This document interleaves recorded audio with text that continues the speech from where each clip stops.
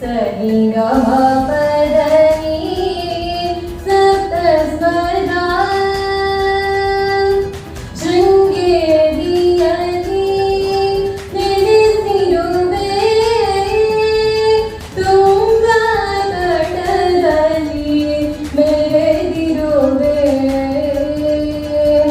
ಶಂಕರ ಗೋವಿಂದ ಈ ವಾಣಿ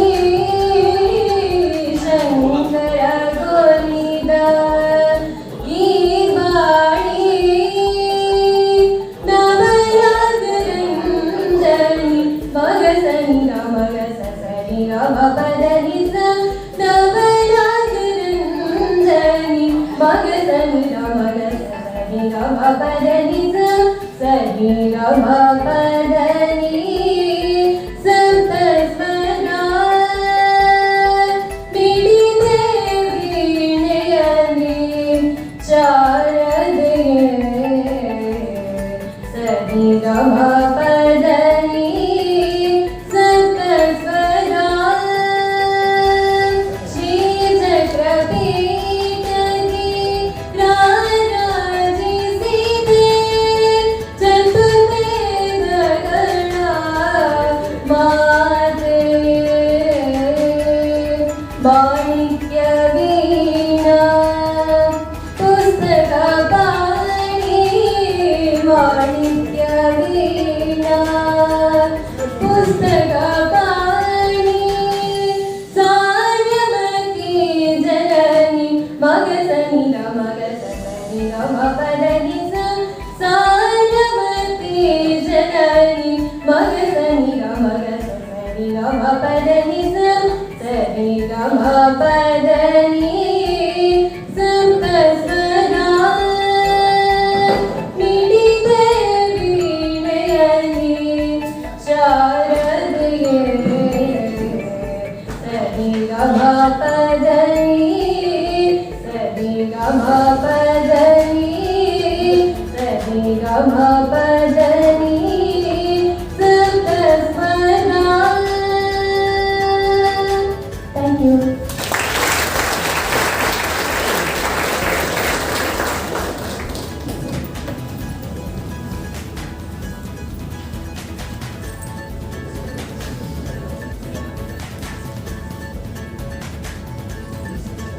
Thank you, Anata.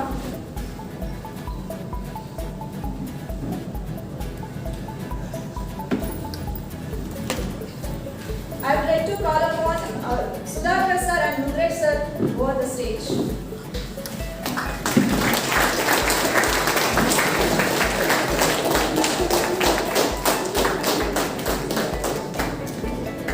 Then I would like to call upon Jhansi from 3rd BA to welcome and address the dignitaries and all. Good morning to all. I am Jhansi from 3rd BA. As we all know that we have gathered here for the Department of Economics and Commerce Forum, jointly organizing inauguration of Economic Forum and to discuss about the central subject of 2022 and 2023. I am very glad to have this opportunity to welcome all. Firstly, I would like to welcome Shri K. Vijayappa Kodare sir, President of Deshiya Vidyashala Samiti. Welcome to you, sir. I would like to welcome SP Dinesh sir, Vice President of Deshiya Vidyashala Samiti. In his absence, I welcome you, sir. I would like to welcome our resource person, Professor K. M. Kumarswamy sir, retired principal of DS College of Arts and Science. Welcome to you, sir.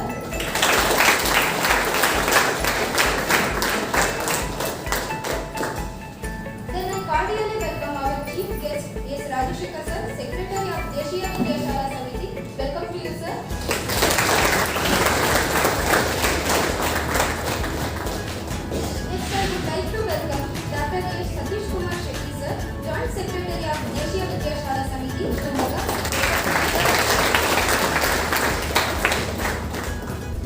Now I would like to welcome our Treasurer Shri Gopinath sir, Deshiya Vidyashala Samiti, Shimoga, and Vice President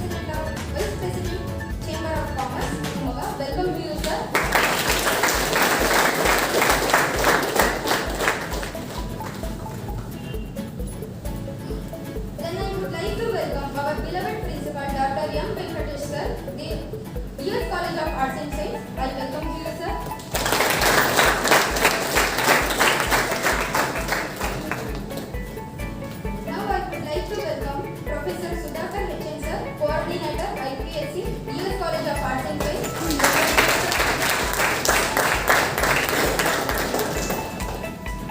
I would like to welcome Rudresh sir, HOD Department of Commerce. I welcome to you, sir.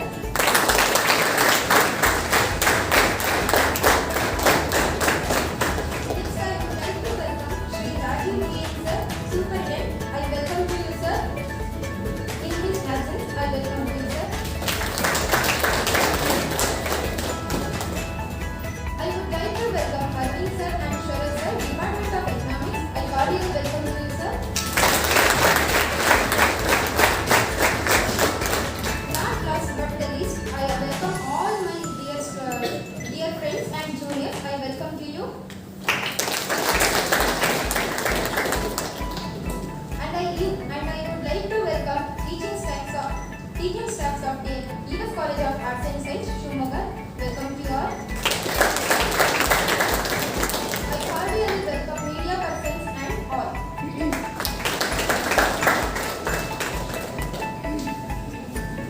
Thank you, Jhansi, for granting such a cordial welcome, and I welcome you too. I request the dignitaries to water the plant.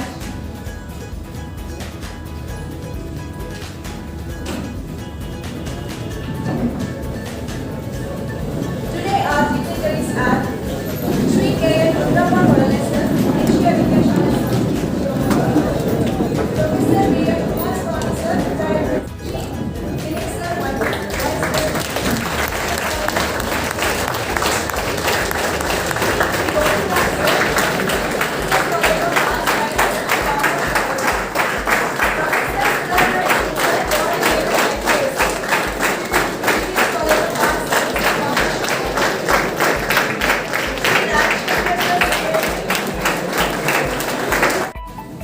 ವಿದ್ಯಾರ್ಥಿಗಳೇ,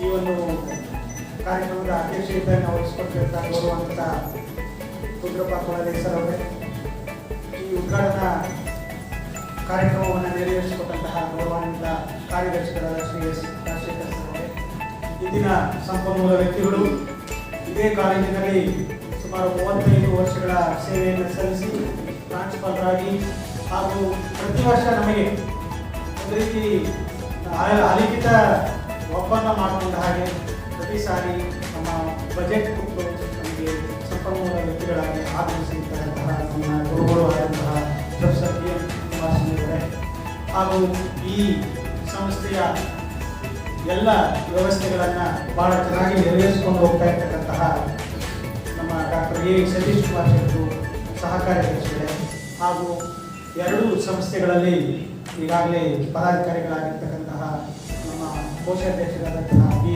ಗೋವಿಂದ ಅವರೇ ಹಾಗೂ IQAC coordinator ಆದಂತಹ ಸುಧಾಕರ್ ಅವರೇ ಹಾಗೂ ನಮ್ಮ ವಾಣಿಜ್ಯ ವಿಭಾಗದ ಮುಖ್ಯಸ್ಥರಾದಂತಹ ರುದ್ರೇಶ್ ಅವರೇ, ನಿಮಗೆಲ್ಲ ಗೊತ್ತಿದೆ, ಇವತ್ತು ಒಂದು ವರ್ಷದ ಆದಾಯ ವೆಚ್ಚಗಳನ್ನು ಹೇಗೆ ನಾವು ಸರಿದೂಗಿಸಿಕೊಂಡು ಮುಂದಿನ ವರ್ಷದ ಯೋಜನೆಯನ್ನು ರೂಪಿಸಬೇಕು ಅಂತಕ್ಕಂಥದ್ದು ನಮ್ಮ ವೈಯಕ್ತಿಕ ನೆಲೆಯಲ್ಲಿ ಒಂದು ರೀತಿಯ ಮುಂಗಡ ಪತ್ರ ಅಂತ ಅನಿಸ್ಕೊಂಡ್ರೆ ಆಯವ್ಯಯ ಪತ್ರ, ಆಯವ್ಯಯ ಅಂತ ಆದಾಯ ವೆಚ್ಚ ಅಂತ ನಮ್ಮೆಲ್ಲ ವಿದ್ಯಾರ್ಥಿ ಮಿತ್ರರು ಕೂಡ ತಿಳ್ಕೊಂಡಿದ್ದೀರಿ. ಒಂದು ದೇಶ ಭಾರತದಂಥ 140 ಕೋಟಿ ಜನಸಂಖ್ಯೆ ಇರ್ತಕ್ಕಂಥ ಭಾರತದಂತಹ ಬೃಹತ್ ರಾಷ್ಟ್ರದಲ್ಲಿ ಒಂದು ಬಜೆಟನ್ನು ತಯಾರು ಮಾಡಬೇಕಾದ್ರೆ ಅದಕ್ಕೆ ಎಷ್ಟು ಕಸರತ್ತು ಬೇಕಾಗುತ್ತೆ, ಎಷ್ಟು ಶ್ರಮ ಬೇಕಾಗುತ್ತೆ, ಮತ್ತು ಯಾವ್ಯಾವ ವರ್ಗದವರನ್ನು ನಾವು ಅಲ್ಲಿ ಪ್ರೋತ್ಸಾಹಿಸಬೇಕು, ಯಾರನ್ನು ಮೇಲೆತ್ತಬೇಕು, ಯಾವ ರೀತಿ ತೆರಿಗೆ ಯೋಜನೆಗಳನ್ನು ರೂಪಿಸಬೇಕು, ಮತ್ತು ಯಾವ ರೀತಿ ನಾವು ಜನರ ಯೋಗಕ್ಷೇಮವನ್ನು, ನಮ್ಮ ಎಲ್ಲ ಸರ್ಕಾರಗಳ ಉದ್ದೇಶ ನಿಮಗೆಲ್ಲ ಗೊತ್ತಿರೋ ಹಾಗೆ ಜನರ ಯೋಗಕ್ಷೇಮ, ವೆಲ್ಫೇರ್ ಸ್ಟೇಟ್ ಅಂತ ನೀವೇನು ಕರಿತೀರಿ, ಆ ವೆಲ್ಫೇರ್ ಸ್ಟೇಟ್ ಸೃಷ್ಟಿ ಆಗಲಿಕ್ಕೆ ಆ ಬುನಾದಿ ಅಂತ ಏನು ಕರಿತೀವಿ ಅದೇ ನಮ್ಮ ಈ ಮುಂಗಡ ಪತ್ರ ಬಜೆಟ್ ಅಂತ ನಾವೇನು ಕರಿತೀವಿ. ಆ ವೆಲ್ಫೇರ್ ಎಲ್ಲ ವ್ಯವಸ್ಥೆಗಳ ಎಲ್ಲ ಕ್ಷೇತ್ರಗಳ ಒಂದು ರೀತಿಯ ಅಭಿವೃದ್ಧಿ ಅಂತ ತಗೊಂಡು ಹೋಗ್ತಕ್ಕಂಥ, ಅದರಲ್ಲೂ ಇಂಥ ಪ್ಯಾಂಡಮಿಕ್ ಕಾಲದಲ್ಲಿ ನಮಗೆ ಬಜೆಟ್ ಅಂದ ತಕ್ಷಣ ರೋಮಾಂಚನ ಆಗ್ತದೆ.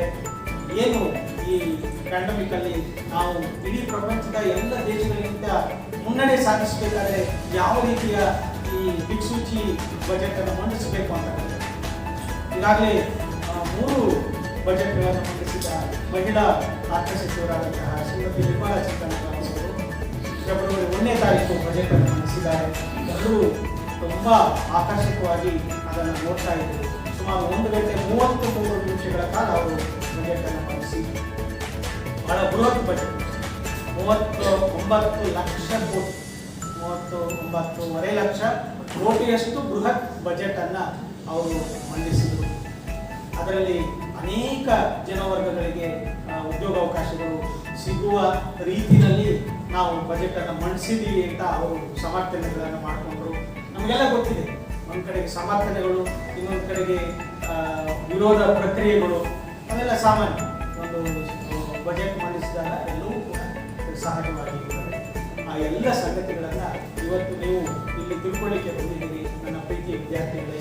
ಇವತ್ತೇನೋ ಸಂಪನ್ಮೂಲ ವ್ಯಕ್ತಿಗಳು ನಿಮಗೆ ಹೇಳ್ತಾರೆ, ಅದನ್ನೆಲ್ಲ ಕೂಡ ನೀವು ಒಂದು ಪುಸ್ತಕದಲ್ಲಿ ಬರೆದಿಟ್ಕೊಳ್ಬೇಕು.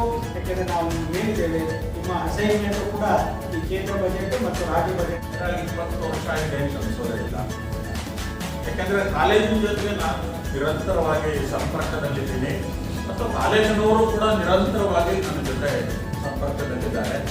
ಹಾಗಾಗಿ ಕಾಲೇಜಿನಲ್ಲಿ ಏನು ಪ್ರಗತಿ ನಡೀತಾ ಇದೆ ಎಲ್ಲದನ್ನು ಕೂಡ ಗಮನಿಸಿ ನನಗೆ ತುಂಬ ಸಂತೋಷ ಆಗುತ್ತೆ. ಮತ್ತು ನಮ್ಮ ಕಾಲೇಜಿನ ವಿದ್ಯಾರ್ಥಿಗಳು ಕೂಡ ಬೇರೆ ಬೇರೆ ವಿಷಯಗಳಲ್ಲಿ ಅಪ್ ಟು ಡೇಟ್ ಆಗಿರಬೇಕು. ಇತರ ಕಾಲೇಜಿನ ವಿದ್ಯಾರ್ಥಿಗಳಿಗಿಂತ DVS ಕಾಲೇಜಿನ ವಿದ್ಯಾರ್ಥಿಗಳು ಒಂದು ಸ್ಟೆಪ್ ಮೇಲಿರಬೇಕು ಅಂತಕ್ಕಂಥದ್ದು ನನ್ನ ಬಯಕೆ. ಇವತ್ತಿನ ಪ್ರಪಂಚ ಸಂಕೀರ್ಣವಾಗಿದೆ, ಕಾಂಪ್ಲೆಕ್ಸ್ ಆಗಿದೆ ಅಂತಂದ್ರೆ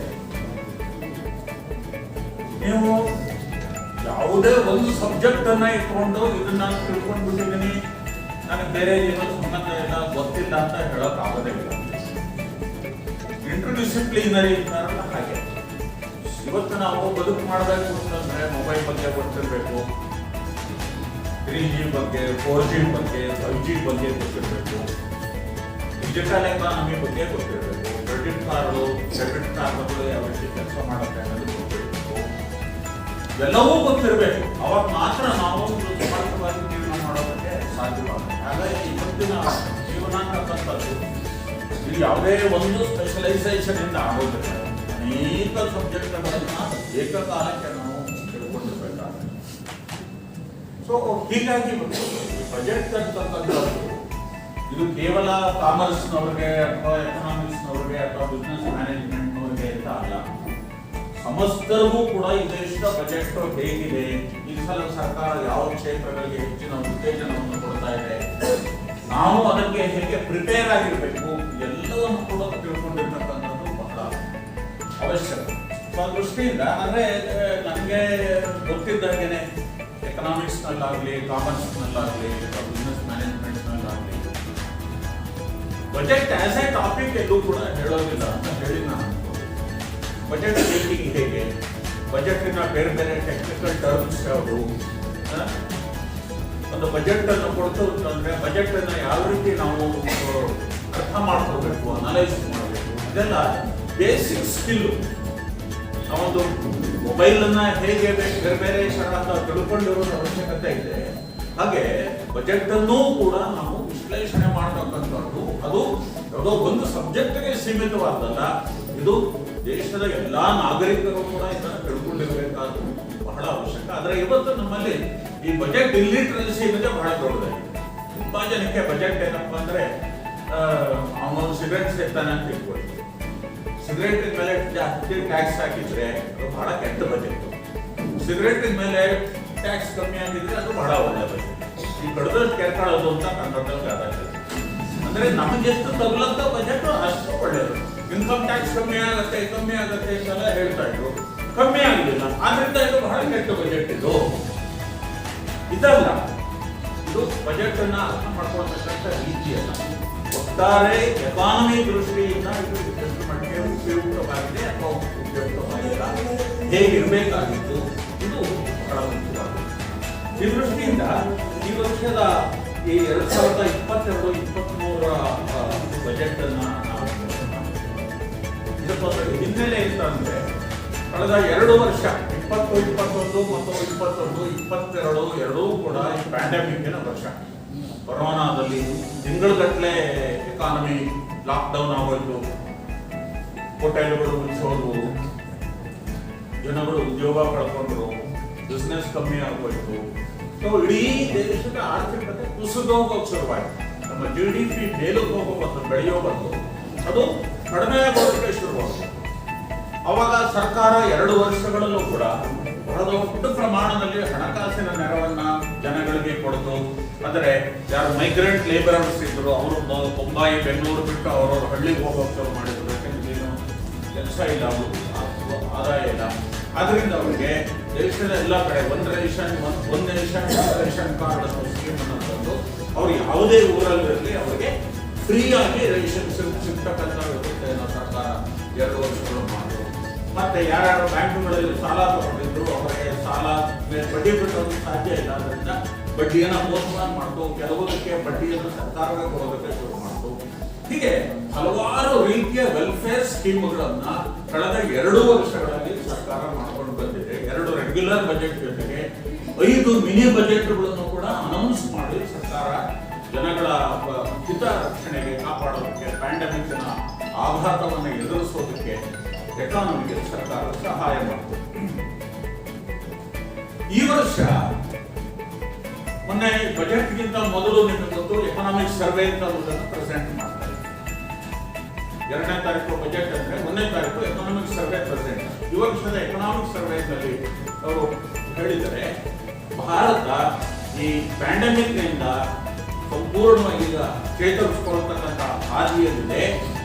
ನಾವು ಪ್ರೀ ಪ್ಯಾಂಡಮಿಕ್ಗಿಂತ ಮುಂಚೆ ನಮ್ಮ GDP ಎಲ್ಲಿತ್ತೋ ಅಲ್ಲಿಗೆ ಬರೋದು ಅಷ್ಟೇ ಅಲ್ಲ, 2022-23 ನಾವು ಪ್ರಪಂಚದಲ್ಲಿ one of the highest rate of growth ಅನ್ನು ನಾವು ಅಚೀವ್ ಮಾಡ್ತೀವಿ. 8.5ರಿಂದ 9% ನಮ್ಮ GDP ಬೆಳೀತಾ ಇದೆ ಅನ್ನೋದನ್ನ ಅವರು ಹೇಳಿದ್ದಾರೆ. ಅನೇಕ ಈ ರೀತಿ ಸಂಘ ಸಂಸ್ಥೆಗಳು ಕೂಡ ಈ ರೀತಿ ಭಾರತದ ಎಕಾನಮಿ ಬಹಳ ಚೆನ್ನಾಗಿ ರಿಕವರ್ ಆಗ್ತಾ ಇದೆ, ಬಹಳ ಫಾಸ್ಟ್ ಆಗಿ ಅದು ಪ್ರೋಗ್ರೆಸ್ ಆಗತ್ತೆ ಅಂತಕ್ಕಂಥದ್ದನ್ನು ಹೇಳಿದ್ದಾರೆ. This shows the innate strength of the Indian economy. ಭಾರತದ ಆರ್ಥಿಕತೆಯಲ್ಲಿರ್ತಕ್ಕಂಥ ಒಂದು ಶಕ್ತಿ ಏನಿದೆ, ಸಾಮರ್ಥ್ಯ ಏನಿದೆ, ಸಮಸ್ಯೆಗಳನ್ನು ಎದುರಿಸಿ ಮೇಲ್ ಬರತಕ್ಕಂಥ ಸಾಮರ್ಥ್ಯ ಏನಿದೆ, ಅದನ್ನ ಈ ಎಕನಾಮಿಕ್ ಸರ್ವೆ ಬಹಳ ಚೆನ್ನಾಗಿ ಪ್ರೆಸೆಂಟ್ ಮಾಡಿದೆ. ಬಜೆಟ್ ಅಂತಿದ್ದಾಗ ನಮಗೆ ಪೇಪರ್ ಅಲ್ಲಿ ಬರುತ್ತಲ್ಲ, ಅದೇ ಬಜೆಟ್ ಅಲ್ಲ, ಅದು ಅರ್ಧ ಸತ್ಯ. ಪೇಪರ್ ಅಲ್ಲಿ ಬಜೆಟ್ ಅಂತಿದ್ದಾಗ ಅವರಿಗೆ 10,000 ಕೊಟ್ಟರು, ಇವರಿಗೆ 2 ಲಕ್ಷ ಕೊಟ್ಟರು, 3 ಲಕ್ಷ ಕೊಟ್ಟರು, ಇವರಿಗೆ ಕೊಡಲೇ ಇಲ್ಲ. ಇದನ್ನೇ ನಾವು ವೈಭವೀಕರಿಸಿ ಪತ್ರಿಕೆಗಳಲ್ಲಿ ಹಾಕ್ತಾರೆ. ಅದು ಸುಳ್ಳು ಅಂತ ಹೇಳಲ್ಲ ನಾನು. ಆದ್ರೆ ಅದೇ ಬಜೆಟ್ ಅಲ್ಲ. ಬಜೆಟಿನ ಇನ್ನೊಂದು ಮುಖ್ಯವಾದಂತಹ ಭಾಗ ಕೂಡ ಇದೆ. ಅದನ್ನು ಯಾವ ಪತ್ರಿಕೆಗಳು ಹೆಚ್ಚು ಮಾಡೋದಿಲ್ಲ, ಯಾಕೆಂದ್ರೆ ಅವ್ರಿಗೆ ಅರ್ಥವಾಗೋದಿಲ್ಲ. ಅದಕ್ಕೆ ಫಿಸ್ಕಲ್ ಮ್ಯಾನೇಜ್ಮೆಂಟ್ ಅಂತ ಕರೀತಾರೆ. ಫಿಸ್ಕಲ್ ಮ್ಯಾನೇಜ್ಮೆಂಟ್ ಅಂತಂದ್ರೆ ಸರ್ಕಾರ ತನ್ನ ಹಣಕಾಸನ್ನ ಯಾವ ರೀತಿ ನಿರ್ವಹಣೆ ಮಾಡ್ತಾ ಇದೆ, ಹಣಕಾಸಿನ ಮ್ಯಾನೇಜ್ಮೆಂಟ್ ಅನ್ನ ಸರ್ಕಾರ ಸರಿಯಾಗಿ ಮಾಡ್ತಾ ಇದೆಯಾ ಮಾಡ್ತಾ ಇಲ್ವಾ, ಇದನ್ನ ಅನಲೈಸ್ ಮಾಡ್ತಕ್ಕಂಥದ್ದು ಈ ಫಿಸ್ಕಲ್ ಮ್ಯಾನೇಜ್ಮೆಂಟ್. ಅದು ನಿಮ್ಗೆ ಯಾವ ಪತ್ರಿಕೆಯನ್ನು ಕೊಡೋದು. ಮೊದಲು ನಾನು ಈ ಬಜೆಟ್ ಆಕ್ಚುಲಿ ಡಿಸ್ಟ್ರಿಬ್ಯೂಷನ್ ಬಜೆಟ್ ಅಂತ ಏನ್ ಕರೀತಾರೆ, ಎಕ್ಸ್ಪೆಂಡಿಚರ್ ಬಜೆಟ್ ಅಂತ ಏನ್ ಕರೀತಾರೆ, ಅದನ್ನ ಹೇಳೋದಕ್ಕೆ ಮೊದಲು ಈ ಫೈನಾನ್ಷಿಯಲ್ ಮ್ಯಾನೇಜ್ಮೆಂಟ್ ಬಗ್ಗೆ ಕೆಲವು ವಿಚಾರಗಳನ್ನ ನಿಮಗೆ ಹೇಳಬೇಕು. 2022-23 ಬಜೆಟ್ ಅನ್ನ ಬಹಳ ಸಂಕ್ಷಿಪ್ತವಾಗಿ ನಾವು ಹೇಳೋದಾದ್ರೆ, 2022-23 ಬರುವ ಹಣಕಾಸಿನ ವರ್ಷದಲ್ಲಿ ಕೇಂದ್ರ ಸರ್ಕಾರ ಒಟ್ಟು 39,44,000 ಕೋಟಿ ರೂಪಾಯಿಗಳನ್ನ ಖರ್ಚು ಮಾಡ್ತಾ ಇದೆ. 39,44,000 ಕೋಟಿ ರೂಪಾಯಿ ರೌಂಡ್ ಅಪ್ ಮಾಡಿ ಹೇಳ್ತಾ ಇದ್ದೀನಿ. ಚಿಲ್ಲರೆ 909 ಬಿಟ್ಟು 39,44,000 ಕೋಟಿ ರೂಪಾಯಿಗಳ ಒಟ್ಟು ಖರ್ಚನ್ನ ಕೇಂದ್ರ ಸರ್ಕಾರ ಮಾಡುತ್ತೆ. ಇಷ್ಟು ಖರ್ಚು ಮಾಡೋದಕ್ಕೆ ಸರ್ಕಾರದ ಹತ್ರ ರೆವಿನ್ಯೂ ಇರಬೇಕಲ್ಲ, ದುಡ್ಡಿದ್ರೆ ತಾನೇ ಖರ್ಚು ಮಾಡೋದು. ಸರ್ಕಾರಕ್ಕೆ ಎಷ್ಟು ರೆವಿನ್ಯೂ ಇದೆ? ಸರ್ಕಾರದ ಒಟ್ಟು ರೆವಿನ್ಯೂ 22,83,000 ಕೋಟಿ ರೂಪಾಯಿ. ಇನ್ನೂ ಸಿಂಪಲ್ ಆಗಿ ಹೇಳೋದಾದ್ರೆ 39 ಲಕ್ಷ ಕೋಟಿ ರೂಪಾಯಿ ಖರ್ಚು, 22 ಲಕ್ಷ ಕೋಟಿ ರೂಪಾಯಿ ಆದಾಯ. ಆದಾಯಕ್ಕಿಂತ ಖರ್ಚು ಬಹಳ ಜಾಸ್ತಿ ಇದೆ. ಅದರಿಂದ ಏನು ಕೊರತೆ ಬರುತ್ತೆ, ಡೆಫಿಸಿಟ್ ಏನು ಬರುತ್ತೆ, ಈ ಡೆಫಿಸಿಟ್ ನ ಗಾತ್ರವೇ 16,61,000 ಕೋಟಿ ರೂಪಾಯಿ ಕೊರತೆ. 500 ರೂಪಾಯಿ ಜೋಬಲ್ಲಿ ಇಟ್ಕೊಂಡು ನಾವು 5,000 ರೂಪಾಯಿ ಖರ್ಚು ಮಾಡೋದಕ್ಕೆ ಪ್ಲಾನ್ ಮಾಡ್ತಾ ಇದ್ದೀವಿ. ಆತರ ಇದಕ್ಕೆ ಡೆಫಿಸಿಟ್ ಬಜೆಟ್ ಅಂತ ಹೇಳಿ ಕರೀತಾರೆ. ಕೊರತೆ ಬಜೆಟ್ ಎಲ್ಲಿ ಆದಾಯಕ್ಕಿಂತ ಖರ್ಚು ಜಾಸ್ತಿ ಇರುತ್ತೆ ಅದನ್ನು ನಾವು ಡೆಫಿಸಿಟ್ ಬಜೆಟ್ ಅಥವಾ ಕೊರತೆ ಬಜೆಟ್ ಅಂತ ಹೇಳಿ ಕರಿತೀವಿ. ಈ ವರ್ಷದ ಕೊರತೆ 16,61,196 ಕೋಟಿ ರೂಪಾಯಿ. ನಮ್ಮ GDP ನಲ್ಲಿ ಇದು ಎಷ್ಟು ಪರ್ಸೆಂಟ್ ಆಗುತ್ತೆ ಅಂದ್ರೆ 6.4% ಆಗುತ್ತೆ. 6.4% ಆಫ್ ಅವರ್ GDP. ಈ 22,80,000 ಇದಕ್ಕೆ ಈ ಡೆಫಿಸಿಟ್ ಸರ್ಕಾರದ ಒಟ್ಟು ಖರ್ಚಿನಲ್ಲಿ ಸರ್ಕಾರದ ಒಟ್ಟು ಆದಾಯವನ್ನು ಕಳೆದರೆ ಬರ್ತಕ್ಕಂಥ ಕೊರತೆ ಏನಿದೆ ಅದಕ್ಕೆ ಫಿಸಿಕಲ್ ಡೆಫಿಸಿಟ್ ಅಂತ ಹೇಳಿ ಕರೀತಾರೆ. ಕೆಲವರು ಅದನ್ನ ಫಿಸಿಕಲ್ ಡೆಫಿಸಿಟ್ ಅಂತಾರೆ, ಫಿಸಿಕಲ್ ಅಲ್ಲ. ಯಾಕೆಂದ್ರೆ FISC ಫಿಸ್ಕ್ ಅಂದ್ರೆ ಸರ್ಕಾರದ ಖಜಾನೆ ಅಂತ. ಫಿಸ್ಕ್ ಅಂದ್ರೆ ಫಿಸ್ಕಿಗೆ ಸಂಬಂಧಪಟ್ಟಿದ್ದು ಫಿಸಿಕಲ್ ಡೆಫಿಸಿಟ್. ಅದು 6.4% ಆಫ್ ದಿ GDP. ಹೋದ ವರ್ಷ 2021-22ರ ಬಜೆಟ್ ನಲ್ಲಿ ನಮ್ಮ ಫಿಸಿಕಲ್ ಡೆಫಿಸಿಟ್ 15,91,000 ಕೋಟಿ ಇದ್ದು ಅದು GDPಯ 6.9%. 2010ನೇ ಇಸ್ವಿಯವರೆಗೆ ನಮ್ಮಲ್ಲಿ ಈ ಡೆಫಿಸಿಟ್ ಅಂದ್ರೆ ಬರೀ ಸಾಲ ಮಾಡಿಯೇ ಸಂಸಾರ ಮಾಡತಕ್ಕಂಥದ್ದನ್ನು ಒಳ್ಳೆ ಸಂಸಾರ ಅಂತ ಯಾರೋ ಕರೆಯೋದು. ಹಾಗೆ ಎಕಾನಮಿನೂ ಅಷ್ಟೇ, ಸಾಲದ ಮೇಲೆಯೇ ಅವಲಂಬಿಸಿಕೊಂಡಿರ್ತಕ್ಕಂಥ ಎಕಾನಮಿನ ಒಂದು sound economy, sound physical management ಅಂತ ಯಾರು ಕೂಡ ಕರೆಯೋದಿಲ್ಲ. ಅದಕ್ಕೆ 2006-07 ಹೊತ್ತಿಗೆ ಅಂದಿನ ಕೇಂದ್ರ ಸರ್ಕಾರ ನಾವು ಈ ರೀತಿ ಸಾಲ ಮಾಡ್ತಾ ಹೋದ್ರೆ ಒಳ್ಳೇದಾಗೋದಿಲ್ಲ. ಯಾಕಂದ್ರೆ ನಾವು ಇಂಡಿಯನ್ ಫಾರ್ಮರ್ಗೆ ಏನು ಹೇಳ್ತೀವಿ, ಇಂಡಿಯನ್ ಎಕನಾಮಿಕ್ಸ್ ಅಲ್ಲಿ Indian farmer is born in debt, lives in debt, dies in debt, transfers debt to his children. ಸಾಲದಲ್ಲಿಯೇ ಹುಟ್ಟಿ, ಸಾಲದಲ್ಲಿಯೇ ಬೆಳೆದು, ಸಾಲದಲ್ಲಿಯೇ ಸತ್ತು ತನ್ನ ಮಕ್ಕಳಿಗೆ ಸಾಲವನ್ನು ಬಿಟ್ಟು ಹೋಗ್ತಾನೆ. ಭಾರತದ ಆರ್ಥಿಕತೆ ಇದಕ್ಕಿಂತ ಏನೂ ಭಿನ್ನವಾಗಿದೆ. ನೀವು ಕೇಳೋದು ಇಷ್ಟೊಂದು 14,61,000 ಕೋಟಿ ರೂಪಾಯಿ ಡೆಫಿಸಿಟ್ ಮಾಡಿದರೆ ಹಾಗಾದ್ರೆ ಕೆಟ್ಟ ಬಜೆಟ್. ಇದು ಬರೀ ನರೇಂದ್ರ ಮೋದಿ ಕಾಲದ ಬಜೆಟ್ ಅಲ್ಲ. 48ನೇ ಇಸ್ವಿನಲ್ಲಿ ನಮ್ಮ ಮೊದಲನೇ ಬಜೆಟ್ ಷಣ್ಮುಖಂ ಶೆಟ್ಟಿ ಅಂತ ಹೇಳಿ ಅವರು ಏನು ಪ್ರೆಸೆಂಟ್ ಮಾಡಿದ ಬಜೆಟ್ ಅಲ್ಲಿಂದೇ ಡೆಫಿಸಿಟ್ ಶುರುವಾಯಿತು. 75 ವರ್ಷಗಳಲ್ಲಿ ನಾವು ನಿರಂತರವಾಗಿ ಈ ರೀತಿ ಕೊರತೆ ಬಜೆಟ್ ಮಾಡ್ಕೊಂಡು ಬಂದಿದ್ದೀವಿ. ನರೇಂದ್ರ ಮೋದಿ ಸರ್ಕಾರಕ್ಕೂ ಕೂಡ ಅದೇ ಸಂಪ್ರದಾಯವನ್ನ ಮುಂದುವರಿಸಿಕೊಂಡು ಹೋಗ್ತಾ ಇದೆ ಅನ್ನೋದನ್ನು ನಾವು ತಿಳ್ಕೋಬಹುದು. ಹೋದ ವರ್ಷ 15 ಲಕ್ಷ ಕೋಟಿ ನಮ್ಮ ಕೊರತೆ, ಈ ವರ್ಷ 16 ಲಕ್ಷ ಕೋಟಿ ಕೊರತೆ. ಈ ಫಿಸಿಕಲ್ ಡೆಫಿಸಿಟ್ ಅನ್ನ ಕೊರತೆಯನ್ನ ಹೇಗೆ ತುಂಬುತ್ತಾರೆ?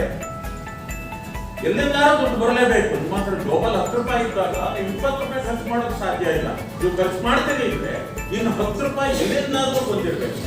ಒಂದೇ ನಿಮ್ ಜೋಬಿಂದ ಬಂದಿರಬೇಕು ಅಥವಾ ಕಂಡರ್ ಜೋಬಿಂದ ತೆಗೆದಿರಬೇಕು.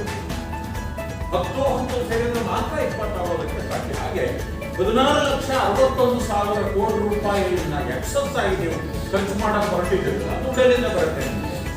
ಈ ದುಡ್ಡನ್ನ ಸರ್ಕಾರ ಏನ್ ಮಾಡುತ್ತೆ ಅಂದ್ರೆ ಸಾರ್ವಜನಿಕರಿಂದ ಸಾಲ ಎತ್ತುತ್ತೆ. ಪಬ್ಲಿಕ್ ಡೆಟ್ ಅಂತ ಕರೀತಾರೆ.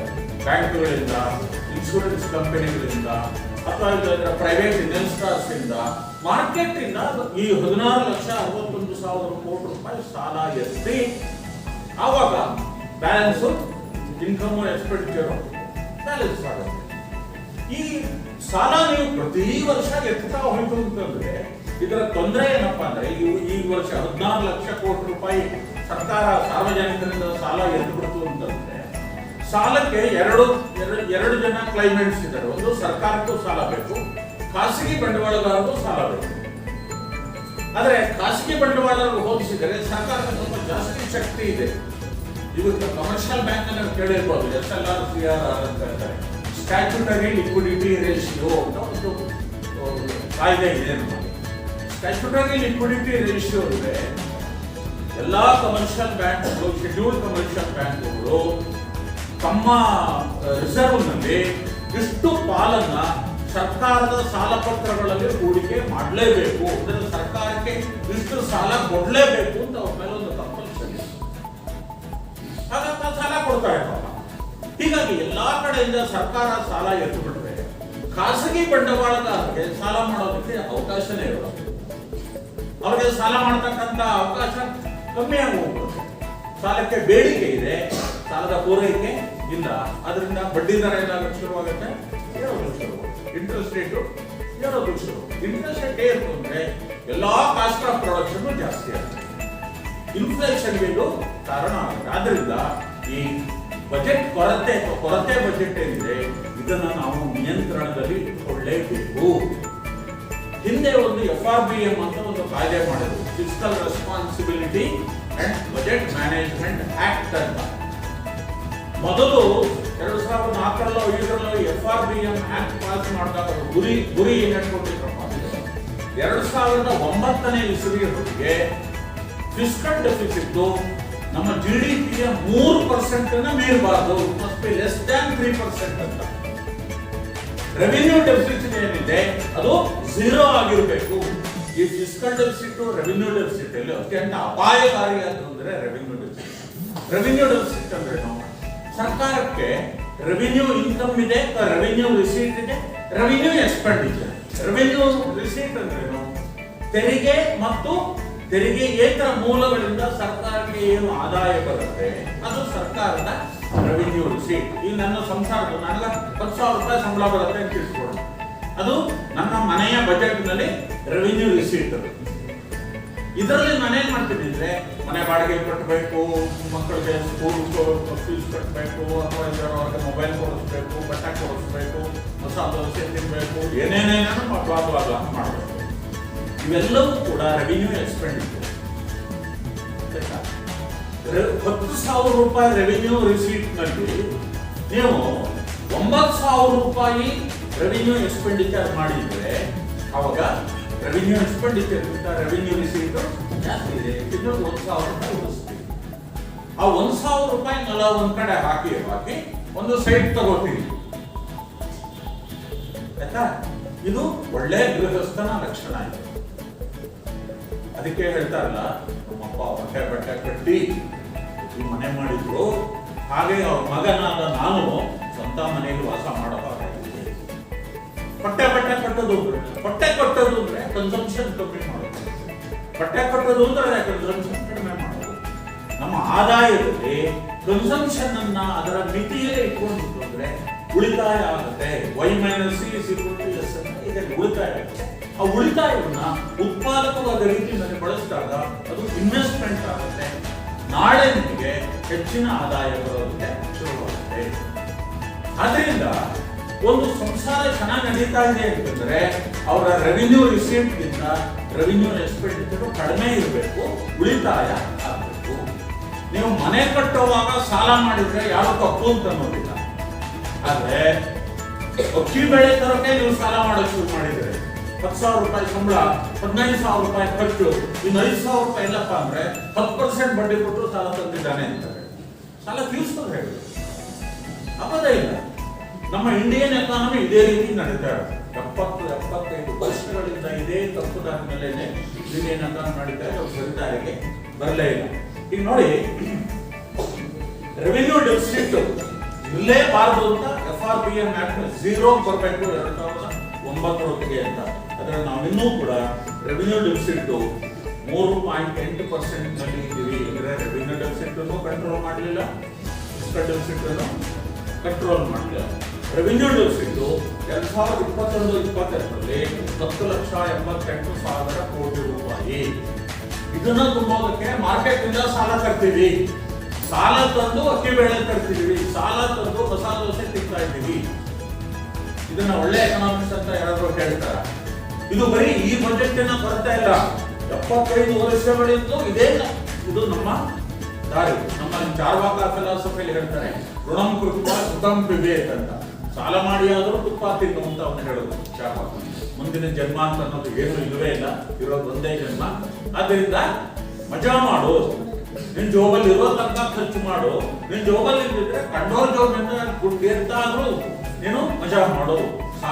ಋಣಂ ಕೃತ್ವ ಘೃತಂ ಪಿಬೇತ್ ಅಂದ್ರೆ ಸಾಲ ಮಾಡಿ ಆದರೂ ತುಪ್ಪ ತಿನ್ನು. ಆದ್ರೆ ನಮ್ಮ ದೇಶದಲ್ಲಿ ಯಾರು ಫಿಲಾಸಫಿನ ಒಪ್ಪೋದಿಲ್ಲ. ನಾವೆಲ್ಲ ಒಪ್ತೀವಿ, ಇವಾಗ ಸಾಲ ಮಾಡಿ ಆದರೂ ತುಪ್ಪ ತಿನ್ನಕ್ಕೆ ಹೋಗ್ತಿಲ್ಲ, ಆಗೋದಿಲ್ಲ. ಆದ್ರೆ ಸರ್ಕಾರ ಮಾತ್ರ ಸಾಲ ಮಾಡಿ ಆದರೂ ತುಪ್ಪ ತಿನ್ನುವ ಫಿಲಾಸಫಿ ಮೇಲೆ ಬಿದ್ದಿದೆ 75 ವರ್ಷಗಳಿಂದ. ರೆವಿನ್ಯೂ ಡೆಫಿಸಿಟ್ ಹೋದ 4.7% ಆಫ್ ದಿ GDP. ಈ ವರ್ಷದ ಬಜೆಟ್ ನಲ್ಲಿ 22-23ರಲ್ಲಿ 3.8% ಆಫ್ ದಿ GDP. ಇದು ಝೀರೋ ಆಗಬೇಕಾಗಿತ್ತು 2009ರಲ್ಲೇನೆ. 13 ವರ್ಷಗಳ ನಂತರ ನಾವೇನಿದೆ 3.8% of the GDP revenue deficit. ಇದರ ಅತಿ ಬೇಳೆಗೆ ನಾವು ಸಾಲ ಮಾಡ್ತಾ ಇದ್ದೀವಿ ಅಂತ. ಈ ಫಿಸ್ಕಲ್ ಡೆಫಿಸಿಟ್ ನಲ್ಲಿ ರೆವಿನ್ಯೂ ಡೆಫಿಸಿಟ್ ಒಂದು ಮುಖ್ಯವಾದಂತಹ ಭಾಗ. ನಮ್ಮ ದೇಶದಲ್ಲಿ ಇದೇ ಮುಖ್ಯವಾದ ಭಾಗ. ಈಗ ನೋಡಿ, 2022-23 ಬಜೆಟ್ ನಲ್ಲಿ ಒಟ್ಟು ಫಿಸ್ಕಲ್ ಡೆಫಿಸಿಟ್ ನಲ್ಲಿ 60% ಬರೀ ರೆವಿನ್ಯೂ ಡೆಫಿಸಿಟ್. ನೀವು ರೆವಿನ್ಯೂ ಡೆಫಿಸಿಟ್ ಅನ್ನ ಕಂಟ್ರೋಲ್ ಮಾಡಿದ್ರೆ ಅವಾಗ ಫಿಸ್ಕಲ್ ಡೆಫಿಸಿಟ್ ಆಟೋಮ್ಯಾಟಿಕ್ ಆಗಿ ಕಂಟ್ರೋಲ್ ಮಾಡಬಹುದು. ಆದ್ರೆ ಅದನ್ನ ಮಾಡೋದಕ್ಕೆ ಸರ್ಕಾರದ ಕೈಯಲ್ಲಿ ಆಗ್ತಾ ಇಲ್ಲ. ಯಾವಾಗ ನಾವು ಸಾಲ ಮಾಡ್ತಾ ಹೋಗ್ತೀವಿ ಅದರ ಮೇಲೆ ಬಡ್ಡಿ ಕೊಡ್ತಾ ಹೋಗ್ಬೇಕು. ಬಡ್ಡಿಯಿಂದ ಯಾರು ಸಾಲ ಕೊಡ್ತಾರೆ? ಬಡ್ಡಿ ಕೊಡ್ಲೇಬೇಕು. ನಮ್ಮ ಬಜೆಟ್ ನಲ್ಲಿ ಬಡ್ಡಿ ಮೇಲೆ ಬಹಳ ದೊಡ್ಡ ಖರ್ಚು. ಇದು ಒಂದು ರೆವಿನ್ಯೂ ಎಕ್ಸ್ಪೆಂಡಿಚರ್ ಇದು. ಆಯ್ತಾ? ನೋಡಿ, 2021-22ರ ಬಜೆಟ್ ಅಲ್ಲಿ, ಹೋದ ವರ್ಷದ ಬಜೆಟ್ ಅಲ್ಲಿ 8 ಲಕ್ಷ ಕೋಟಿ ರೂಪಾಯಿ ನಾವು ಬಡ್ಡಿ ಕೊಡ್ತೀವಿ. 8,13,000 ಕೋಟಿ ರೂಪಾಯಿ ಇಂಟ್ರೆಸ್ಟ್ ಪೇಮೆಂಟ್. ಈ ವರ್ಷದ ಬಜೆಟ್ ನಲ್ಲಿ 9,40,000 ಕೋಟಿ ರೂಪಾಯಿ ಬರೀ ಬಡ್ಡಿ ಕೊಡೋದಕ್ಕೆ. ಇನ್ನೇನು ಉದ್ಯೋಗ ಸೃಷ್ಟಿ ಮಾಡೋದಕ್ಕೋ ರಸ್ತೆ ನಿರ್ಮಾಣ ಮಾಡೋದಕ್ಕೂ ಅಲ್ಲ, ಬಡ್ಡಿ ಕೊಡೋದಕ್ಕೆ 9,40,000 ಕೋಟಿ ರೂಪಾಯಿ ಬೇಕಾಗುತ್ತೆ. ಬಡ್ಡಿ ಎಲ್ಲಿಂದ ಕೊಡ್ತೀವಿ ನಾವು? ದುಡ್ಡೆಲ್ಲಿಂದ ಬರುತ್ತೆ? ನಮಗೆ ಏನು ತೆರಿಗೆಯಿಂದ ಆದಾಯ ಬರುತ್ತೆ ಸರ್ಕಾರಕ್ಕೆ, ಅದರಲ್ಲಿ ನಾವು ಬಡ್ಡಿನ ಕೊಡಬೇಕು. ಎಷ್ಟು ತೆರಿಗೆ ವಸೂಲಾಗುತ್ತೆ, ಎಷ್ಟು ಬಡ್ಡಿ ಕೊಡ್ತೀವಿ ಅಂದ್ರೆ, ಹೋದ ವರ್ಷದ ಬಜೆಟ್ ನಲ್ಲಿ 2021-22ರ ಬಜೆಟ್ ಅಲ್ಲಿ interest as A percentage of tax revenue 46%. 100 ರೂಪಾಯಿ ಟ್ಯಾಕ್ಸ್ ಕಲೆಕ್ಟ್ ಆದ್ರೆ 46 ರೂಪಾಯಿ ಬಡ್ಡಿ ಕೊಡೋದಕ್ಕೆ ಹೋಗುತ್ತೆ. ಇನ್ನು ಉಳಿಯೋದೇ 54 ರೂಪಾಯಿ. ಈ 54 ರೂಪಾಯಿ ಎಲ್ಲಾದರೂ ಆಗಬೇಕು. ಈ ವರ್ಷದ ಬಜೆಟ್ ಅಲ್ಲಿ 2022-23 ಬಜೆಟ್ ಅಲ್ಲಿ 49% ಬಡ್ಡಿ ಕೊಡೋದಕ್ಕೆ ಹೋಗುತ್ತೆ ನಮ್ಮ ತೆರಿಗೆ ಆದಾಯದಲ್ಲಿ. ಆಲ್ಮೋಸ್ಟ್ 50% ಅಂತ ಹೇಳ್ಬೋದು. ತೆರಿಗೆ ಎಷ್ಟು ವಸೂಲಾಗುತ್ತೆ ಅದರಲ್ಲಿ 50% ಹಳೆಯ ಸಾಲಕ್ಕೆ ಬಡ್ಡಿ ಕೊಡೋದಕ್ಕೆ ಹೋಗುತ್ತೆ. ನಿಮಗೆ 100 ರೂಪಾಯಿ ವಸೂಲು ಮಾಡಿದ್ರೆ ನಿಮಗೆ ಉಳಿಯುತ್ತದೆ 50 ರೂಪಾಯಿ. ಅಥವಾ ಇನ್ನೊಂದು ತರ ಹೇಳೋದಾದ್ರೆ, ನೀವು 50 ರೂಪಾಯಿ ಉಳಿಸ್ಕೋಬೇಕು ಅಂತ ಹೇಳ್ತಿದ್ರೆ 100 ರೂಪಾಯಿ ಟ್ಯಾಕ್ಸ್ ಹಾಕ್ಬೇಕು. ಓಕೆ, ಇದು ಒಳ್ಳೆ ಫೈನಾನ್ಷಿಯಲ್ ಮ್ಯಾನೇಜ್ಮೆಂಟ್ ಅಲ್ಲ. ಬರೀ ಈ ಸರ್ಕಾರದಲ್ಲ ಹೇಳೋದು, 75 ವರ್ಷಗಳಿಂದಲೂ ಕೂಡ ನಾವು ಇದೇ ಸಾಲ ಮಾಡಿ ತುಪ್ಪ ತಿನ್ನುವಂತಕ್ಕಂಥ ವ್ಯವಸ್ಥೆಯಲ್ಲಿ ಇದ್ದೀವಿ. ಇದು ಖಂಡಿತ ಒಳ್ಳೆಯ ಸಿಸ್ಟಮ್ ಅಲ್ಲ. ಯಾವುದೇ ಸರ್ಕಾರ ಬರಲಿ ಮುಂದೆ ಈ ದಾರಿಯನ್ನು ನಾವು ಬದಲಾವಣೆ ಮಾಡಬೇಕು. ಇದು ಬಹಳ ದಿವಸ ನಡೆಯೋದಿಲ್ಲ. It is not a sustainable fiscal management. Okay, ಈಗ ನೋಡಿ, ಇನ್ನೊಂದು ಅಂಶ ನಿಮಗೆ ಪತ್ರಿಕೆಗಳಲ್ಲಿ ಬರ್ತಾ ನೀವು ನೋಡ್ಬೋದು. How the rupee comes and how the rupee goes ಅಂತ. ಸರ್ಕಾರಕ್ಕೆ ಈ ವರ್ಷದ ಬಜೆಟ್ ನಲ್ಲಿ ಬರ್ತಕ್ಕಂಥ ಎಷ್ಟು ಆದಾಯ ಬರುತ್ತಲ್ಲ, ಪ್ರತಿಯೊಂದು ರೂಪಾಯಿನಲ್ಲಿ ಯಾವ ಮೂಲದಿಂದ ಎಷ್ಟೆಷ್ಟು ಬರುತ್ತೆ ಅಂತ ಒಂದು ಕ್ಯಾಲ್ಕುಲೇಷನ್ ಚೆನ್ನಾಗಿರುತ್ತೆ. ಮೊದಲನೇದು ಹೌ ದಿ ರುಪಿ ಕಮ್ಸ್. ಈ 2022-23 ಬಜೆಟ್ ಅಲ್ಲಿ ಸರ್ಕಾರಕ್ಕೆ ಬರ್ತಕ್ಕಂಥ ಪ್ರತಿಯೊಂದು ರೂಪಾಯಿನಲ್ಲಿ ಯಾವ್ಯಾವ ಮೂಲದಿಂದ ಎಷ್ಟೆಷ್ಟು ಬರುತ್ತೆ. ಮೊದಲನೇದು ಕಾರ್ಪೊರೇಟ್ ಟ್ಯಾಕ್ಸ್ 15%. ಅಂದ್ರೆ ಪ್ರತಿ ರೂಪಾಯಿನಲ್ಲಿ 15 ಪೈಸಾ ಕಾರ್ಪೊರೇಟ್ ಟ್ಯಾಕ್ಸ್, ಕಂಪನಿಗಳ ತೆರಿಗೆ, ಆದಾಯದ ಮೇಲಿನ ತೆರಿಗೆಯಿಂದ ಬರುತ್ತೆ. ಇನ್ನು 15% ಇನ್ಕಮ್ ಟ್ಯಾಕ್ಸ್ ಇಂದ ಬರುತ್ತೆ, ಅಂದ್ರೆ ಪರ್ಸನಲ್ ಇನ್ಕಮ್ ಟ್ಯಾಕ್ಸ್ ನಿಂದ ಬರುತ್ತೆ. ಇವೆರಡು ಡೈರೆಕ್ಟ್ ಟ್ಯಾಕ್ಸ್ಗಳು ನಿಮಗೆ ಗೊತ್ತು. ಕಾರ್ಪೊರೇಟ್ ಟ್ಯಾಕ್ಸ್ ಮತ್ತು ಇನ್ಕಮ್ ಟ್ಯಾಕ್ಸ್ 15 ಸೇರಿಸಿದ್ರೆ 30% ಡೈರೆಕ್ಟ್ ಟ್ಯಾಕ್ಸ್ ಇಂದ ಬರ್ತಾ ಇದೆ. ಕಸ್ಟಮ್ಸ್ ಡ್ಯೂಟಿಯಿಂದ 5%, ಯೂನಿಯನ್ ಎಕ್ಸೈಸ್ ಡ್ಯೂಟಿಯಿಂದ 7%, GST 16%. GST ಅಂದ್ರೆ ಸರಕು ಸೇವೆಗಳ ತೆರಿಗೆ, ಇಂಡೈರೆಕ್ಟ್ ಟ್ಯಾಕ್ಸಸ್, ಅದು 16 ಪೈಸೆ ಪ್ರತಿ ರೂಪಾಯಿ ಮೇಲೆ 16% ಸರ್ಕಾರದ ಆದಾಯದಲ್ಲಿ 16% ಬರುತ್ತೆ. ಅತಿ ಹೆಚ್ಚು ಆದಾಯ ಬರ್ತಕ್ಕಂಥ ಮೂಲ ನಮಗೆ ಅಂದ್ರೆ ಬಾರೋಯಿಂಗ್, ಸಾಲ ಮಾಡೋದು. ಎಷ್ಟು? 35%. ಸರ್ಕಾರಕ್ಕೆ 100 ರೂಪಾಯಿ ಆದಾಯ ಬಂತಂದ್ರೆ 35 ರೂಪಾಯಿ ಸಾಲದಿಂದಲೇ ಬರುತ್ತೆ. ಅಷ್ಟು ದೊಡ್ಡ ಮಟ್ಟದಲ್ಲಿ ನಾವು ಸಾಲದ ಮೇಲೆ ಡಿಪೆಂಡ್ ಆಗಿದ್ದೀವಿ. ನಾವು ಡೆಟ್ ಡಿಪೆಂಡೆಂಟ್. ಅದಕ್ಕೆ ಹೇಳಿದ್ದು ಋಣಂ ಕೃತ್ವ ಯುತಂ ಪಿಬೇತ್ ಅಂತ ಹೇಳಿ. ಈ ಫಿಲಾಸಫಿಗೆ ಸರ್ಕಾರ ಬಿಟ್ಟಿದೆ. 35% ಬರೀ ಸಾಲದಿಂದ ಬರುತ್ತೆ. How the rupee goes? ಸರ್ಕಾರ ಖರ್ಚು ಮಾಡತಕ್ಕಂಥ ಪ್ರತಿ 1 ರೂಪಾಯಿನಲ್ಲಿ ಯಾವ್ಯಾವ ಬಾಬತ್ತಿಗೆ ಎಷ್ಟು ಹೋಗುತ್ತೆ ಅನ್ನೋದು. ಇದರಲ್ಲಿ ಬಹಳ ಮುಖ್ಯವಾಗಿ ಮೊದಲನೇ ಐಟಮ್ ಮೇಲೆ ಇಂಟ್ರೆಸ್ಟ್ ಪೇಮೆಂಟ್ 20%. ಸರ್ಕಾರದ ಆದಾಯದಲ್ಲಿ ಸರ್ಕಾರ ಮಾಡತಕ್ಕಂಥ ಒಟ್ಟು ಖರ್ಚಿನಲ್ಲಿ 20% ಬಡ್ಡಿ ಕೊಡೋದಕ್ಕೆ ಹೊರಟೋಗುತ್ತೆ. ಯಾಕಂದ್ರೆ ನಮ್ಮ ಆದಾಯದಲ್ಲಿ largest share is from borrowing. So naturally ನಮ್ಮ ಎಕ್ಸ್ಪೆಂಡಿಚರ್ ನಲ್ಲಿ largest share goes for interest payment. ನಾವು ಡಿಫೆನ್ಸ್ ಮೇಲೆ 8% ಖರ್ಚು ಮಾಡ್ತೀವಿ. ದೇಶದ ರಕ್ಷಣೆಗೆ 8%, ಸಾಲದ ಬಡ್ಡಿ ಕೊಡೋದಕ್ಕೆ 20%. ಮ್ಯಾನೇಜ್ಮೆಂಟ್ ಹೇಗಿದೆ? ಸಬ್ಸಿಡೀಸ್ 8%. ನಾವೇನ್ ಕೊಡ್ತೀವಿ? Food subsidy. ರೇಷನ್ ಶಾಪ್ಗಳಲ್ಲಿ 2 ರೂಪಾಯಿ ಕಟ್ಟಿ ಕೊಡ್ತೀವಿ. 2 ರೂಪಾಯಿ 1 ಕೆಜಿ ಅಕ್ಕಿ ಬೆಳೆಯಕ್ಕಾಗಲ್ಲ. ಹಾಕೋದಿಲ್ಲ, ಮಿಕ್ಕಿದನ್ನು ಸರ್ಕಾರ ಹಾಕೊಳ್ಳುತ್ತೆ. ಈ ರೀತಿ ಫುಡ್ ಸಬ್ಸಿಡಿ, ಫರ್ಟಿಲೈಸರ್ ಸಬ್ಸಿಡಿ, ಈ ರೀತಿ ಅನೇಕ ರೀತಿಯ ಸಬ್ಸಿಡಿಗಳನ್ನು ಕೊಡ್ತೀವಿ. ಅದು 8%. ಸೊ ಈ ರೀತಿ ಬಹಳ ದೊಡ್ಡ ಎಕ್ಸ್ಪೆಂಡಿಚರ್ ನಮ್ಮ ಸೌದಿ ರುಪಿಗೋಸ್ಕರ ಇಂಟ್ರೆಸ್ಟ್ ಪೇಮೆಂಟ್, ಬಡ್ಡಿ ಕೊಡ್ತಕ್ಕಂಥದ್ದು. ಇದು ನಮ್ಮ ಫೈನಾನ್ಷಿಯಲ್ ಮ್ಯಾನೇಜ್ಮೆಂಟ್ ಹೇಗೆ ನಡೀತಿದೆ ಅಂತ ಒಂದು ಚಿತ್ರಣ ನಿಮ್ಮ ಮನಸ್ಸಿನಲ್ಲಿ ಇರಬೇಕು. ಯಾಕೆಂದ್ರೆ ಇದು ನಿಮ್ಮ ದೇಶ. ನಾಳೆ ನೀವು ಬೆಳೆಸಬೇಕಾದ ಎಕಾನಮಿ, ಅದನ್ನ ಯಾವ ರೀತಿ ಬೆಳೆಸಬೇಕು ಅಂತ ತಿಳ್ಕೋಬೇಕಾದ್ರೆ ಈಗ ಯಾವ ರೀತಿ ಇದೆ ಅನ್ನೋದು ನಮಗೆ ಗೊತ್ತಿರಬೇಕು. ಈ ಸಾಲ ಬಡ್ಡಿಯ ಚಕ್ರದಿಂದ ಭಾರತ ಹೊರಗಡೆ ಬರಲೇಬೇಕು. ಅದಾಗಬೇಕು ಅಂದ್ರೆ ನಮ್ಮ GDP ಜಾಸ್ತಿ ಆಗುತ್ತೆ. ಹೊಸ ಸಾಲ ಮಾಡದೆಯೇ ಹಳೆಯ ಸಾಲ ತೀರಿಸಿಕೊಂಡ್ರೆ ಸಾಲದ ಬರ್ಡನ್ ಕಮ್ಮಿ ಆಗ್ತಾ ಹೋಗುತ್ತೆ, ಇಂಟ್ರೆಸ್ಟ್ ಬರ್ಡನ್ ಕಡಿಮೆ ಆಗ್ತಾ ಹೋಗುತ್ತೆ. ಓಕೆ, ಇದು ನಮ್ಮ ಫೈನಾನ್ಷಿಯಲ್ ಮ್ಯಾನೇಜ್ಮೆಂಟ್ ಬಗ್ಗೆ.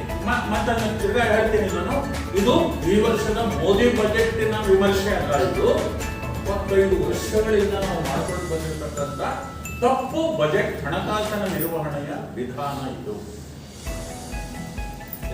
ನಾವು ವೆಲ್ಕಮ್ ಟು ಎಕ್ಸ್ಪೆಂಡಿಚರ್ ಬಜೆಟ್. ಈಗ ಸರ್ಕಾರ ಸುಮಾರು 39 ಲಕ್ಷ ಕೋಟಿ ರೂಪಾಯಿ ಖರ್ಚು ಮಾಡುತ್ತೆ. ಈ ಸಲದ ಬಜೆಟ್ ಅನ್ನು ಎಕ್ಸ್ಪೆಂಡಿಚರ್ ಬಜೆಟ್ ಅಲ್ಲಿ ಬಹಳ ಮುಖ್ಯವಾಗಿ ನಾವು ಒಂದು ಫಿಲಾಸಫಿ ಇದೆ. ಫಿಲಾಸಫಿ ಏನ್ ತಿಳ್ಕೋಬೇಕಪ್ಪ ಅಂತಂದ್ರೆ, ಭಾರತ 2 ವರ್ಷ 20, 21, 22ರಲ್ಲಿ ಪ್ಯಾಂಡಮಿಕ್ ಗೆ ಒಳಗಾಗಿ ಇಡೀ ದೇಶವೇ, ಪ್ರಪಂಚದ ಎಲ್ಲ ದೇಶಗಳು ಆಗಿದೆ, ಭಾರತದೇನಲ್ಲ. ಭಾರತ ಆರ್ಥಿಕವಾಗಿ ಕುಸಿತ ಹೊಂದಿತ್ತು, GDP ಕಡಿಮೆ ಆಗೋದು, ಟ್ಯಾಕ್ಸ್ ಕಲೆಕ್ಷನ್ ಇಲ್ಲ, ಈ ರೀತಿ ಆರ್ಥಿಕವಾಗಿ ಬಹಳ ತೊಂದರೆಗೆ ನಾವು ಸಿಕ್ಕಾಪಟ್ಟೆ. ಅದರಿಂದ ಸರ್ಕಾರ ಅವಾಗ ಡೆವಲಪ್ಮೆಂಟ್ ಎಕ್ಸ್ಪೆಂಡಿಚರ್ಗೆ ಖರ್ಚು ಮಾಡಕ್ಕೆ ಸಾಧ್ಯ ಇರಲಿಲ್ಲ. ಜನಗಳ ಜೀವ ಉಳಿಸ್ತಕ್ಕಂಥದ್ದು, ಜನಗಳ ಉದ್ಯೋಗ ಉಳಿಸ್ತಕ್ಕಂಥದ್ದು, ಅಥವಾ MSME ಕರೀತಾರೆ, ಸಣ್ಣ ಮತ್ತು ಸಣ್ಣ ಕೈಗಾರಿಕೆಗಳು, ಹೋಟೆಲ್ ಬಿಸಿನೆಸ್, ಇವರಿಗೆ ಜೀವನವನ್ನು ಇರುವ ಮಟ್ಟದಲ್ಲಿಯೇ ಕಾಪಾಡಿಕೊಳ್ಳೋದಕ್ಕೆ ಅದು ಸಹಾಯ ಮಾಡಬೇಕಾಗಿತ್ತು. ಅಂದ್ರೆ ಸೋಷಿಯಲ್ ಎಕ್ಸ್ಪೆಂಡಿಚರ್ ಬಹಳ ಜಾಸ್ತಿ ಮಾಡಿದ್ರು. ಈಗ ಪ್ಯಾಂಡಮಿಕ್ ಕಳೆದಿದೆ, ಈಗ ಎಲ್ಲಾ ಕಡೆ ರೆಸ್ಟ್ರಿಕ್ಷನ್ ಎಲ್ಲ ತೆಗೆದಾಕಿದ್ದಾರೆ. ಸಿನಿಮಾಕ್ಕೂ 100% ಅಲ್ಲ, ಮಾಮೂಲಿಗೆ ಇದು ಬರ್ತಾ ಇದೆ. ನಮ್ಮ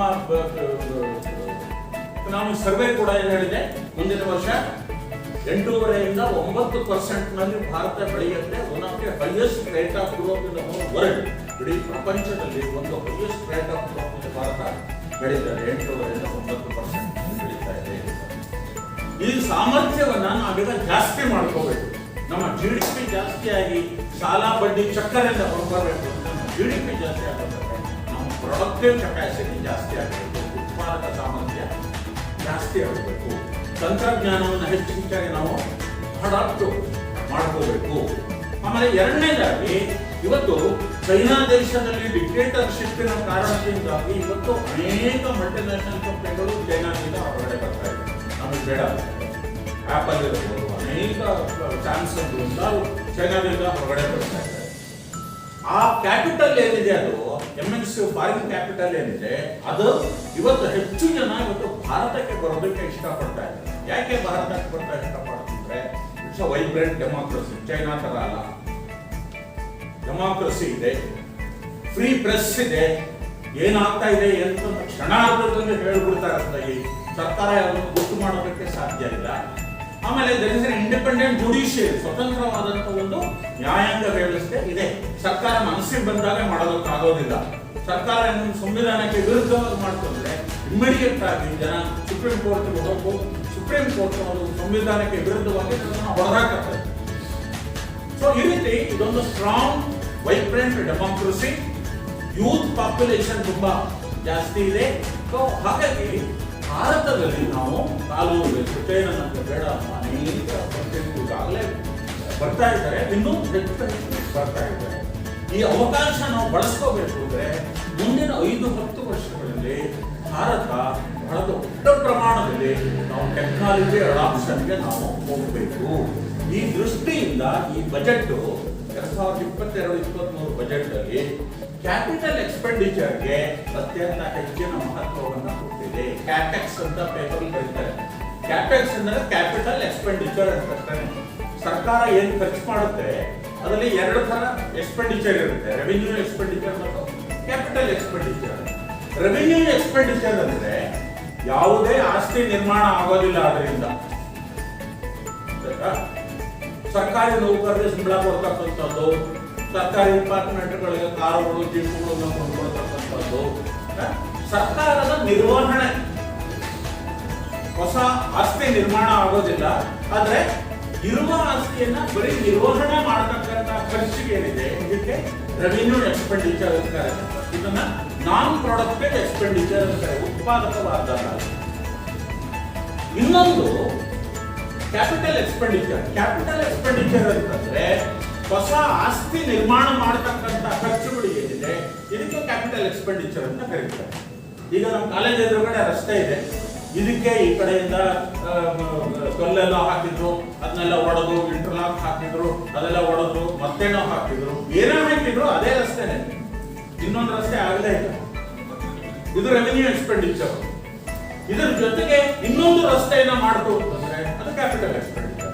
ಹೊಸ ರಸ್ತೆಗಳನ್ನು ಮಾಡ್ತಕ್ಕಂಥದ್ದು, ಹೊಸ ಬ್ರಿಡ್ಜ್ಗಳನ್ನ ಕಟ್ತಕ್ಕಂಥದ್ದು, ಹೊಸ ಪವರ್ ಸ್ಟೇಷನ್ಗಳನ್ನ ಮಾಡ್ತಕ್ಕಂಥದ್ದು, ಹೊಸ ಕಮ್ಯುನಿಕೇಶನ್ ಸಿಸ್ಟಮ್ ಅನ್ನು ಎಸ್ಟಾಬ್ಲಿಷ್ ಮಾಡೋದು, ಇದೆಲ್ಲವೂ ಕೂಡ ಕ್ಯಾಪಿಟಲ್ ಎಕ್ಸ್ಪೆಂಡಿಚರ್. ಒಂದು ದೇಶ ಇವತ್ತು ಯಾವ ಸ್ಥಿತಿಲಿದೆ ಅದನ್ನ ಮೀರಿ ಮೇಲಿನ ಮಟ್ಟಕ್ಕೆ ನಾವು ಬೆಳಿಬೇಕು ಅಂತಂದ್ರೆ ಕ್ಯಾಪಿಟಲ್ ಎಕ್ಸ್ಪೆಂಡಿಚರ್ನ ದೊಡ್ಡ ಮಟ್ಟದಲ್ಲಿ ಮಾಡಲೇಬೇಕು.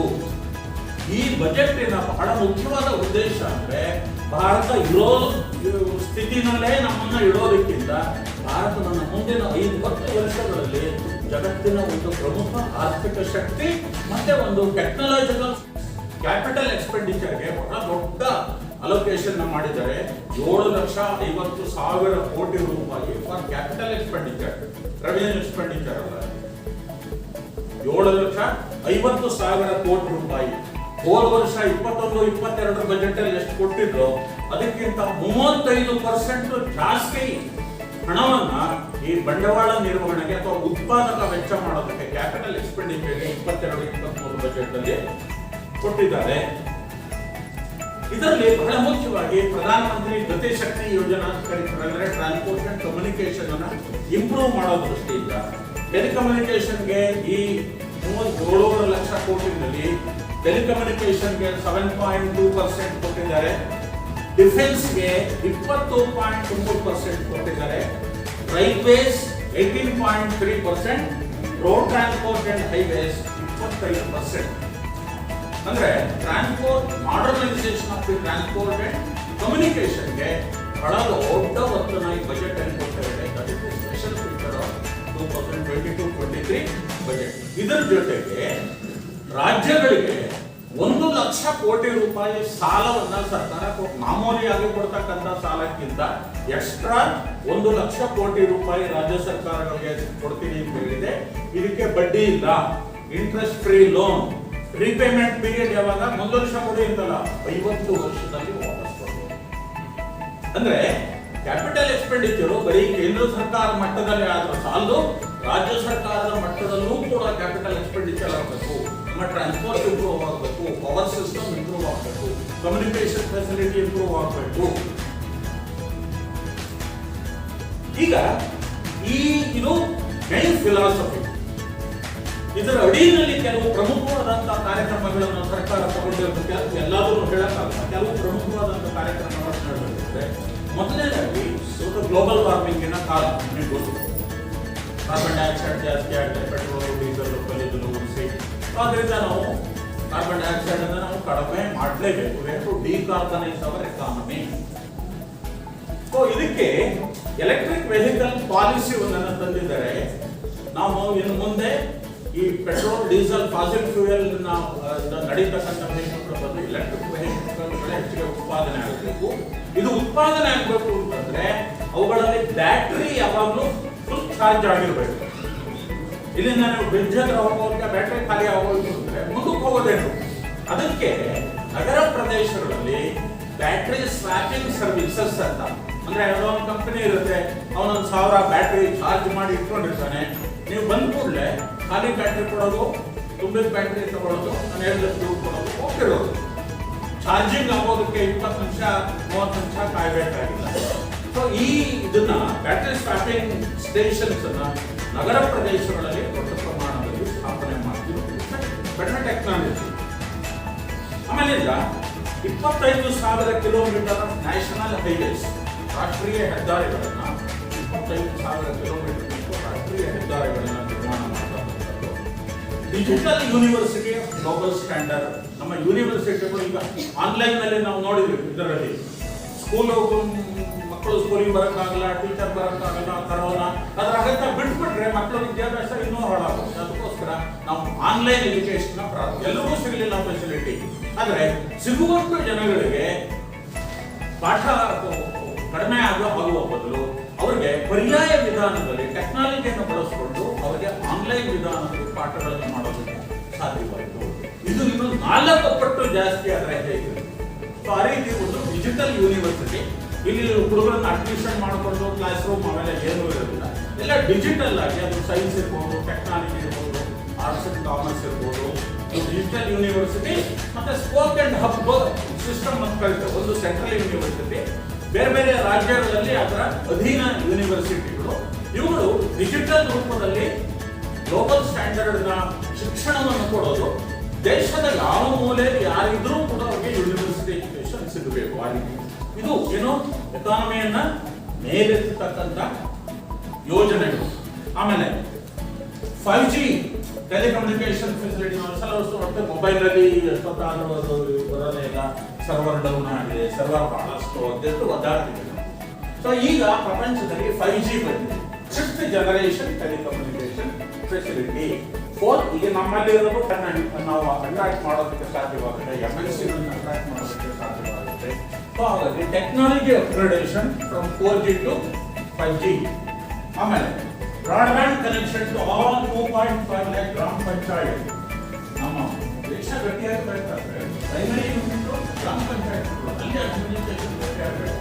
ಅಲ್ಲಿನೂ ಕೂಡ ಹಳೆಯ ರಿಜಿಸ್ಟ್ರೇಷನ್ ಪೇಪರ್ಲೆಸ್ ಆಫೀಸ್ಗಳು ಇದಾಗಬೇಕು ಅಂತಂದ್ರೆ ಈ ಆಪ್ಟಿಕಲ್ ಫೈಬರ್ ಕನೆಕ್ಷನ್ ಎಲ್ಲಾ ಗ್ರಾಮ ಪಂಚಾಯತ್ ಮಟ್ಟಗಳಿಗೆ ಹೋಗಬೇಕು. ಪ್ರತಿಯೊಂದು ಗ್ರಾಮ ಪಂಚಾಯತ್ ಕೂಡ ಡಿಜಿಟಲ್ ಆಗಿ ವ್ಯವಹಾರ ಮಾಡತಕ್ಕಂಥ ಬರಬೇಕು. ಹಾಗಾಗಿ ಈ ಬಜೆಟ್ ನಲ್ಲಿ ಅದು ಒಂದು ಬಹಳ ಮುಖ್ಯವಾದಂತಹ ಯೋಜನೆ. ಆಮೇಲೆ ಸ್ವಾತಂತ್ರ್ಯ ಬಂದು 75 ವರ್ಷ ಆಗುತ್ತೆ ನಮಗೆ ಮುಂದಿನ ಬರೋ ಆಗಸ್ಟ್ಗೆ.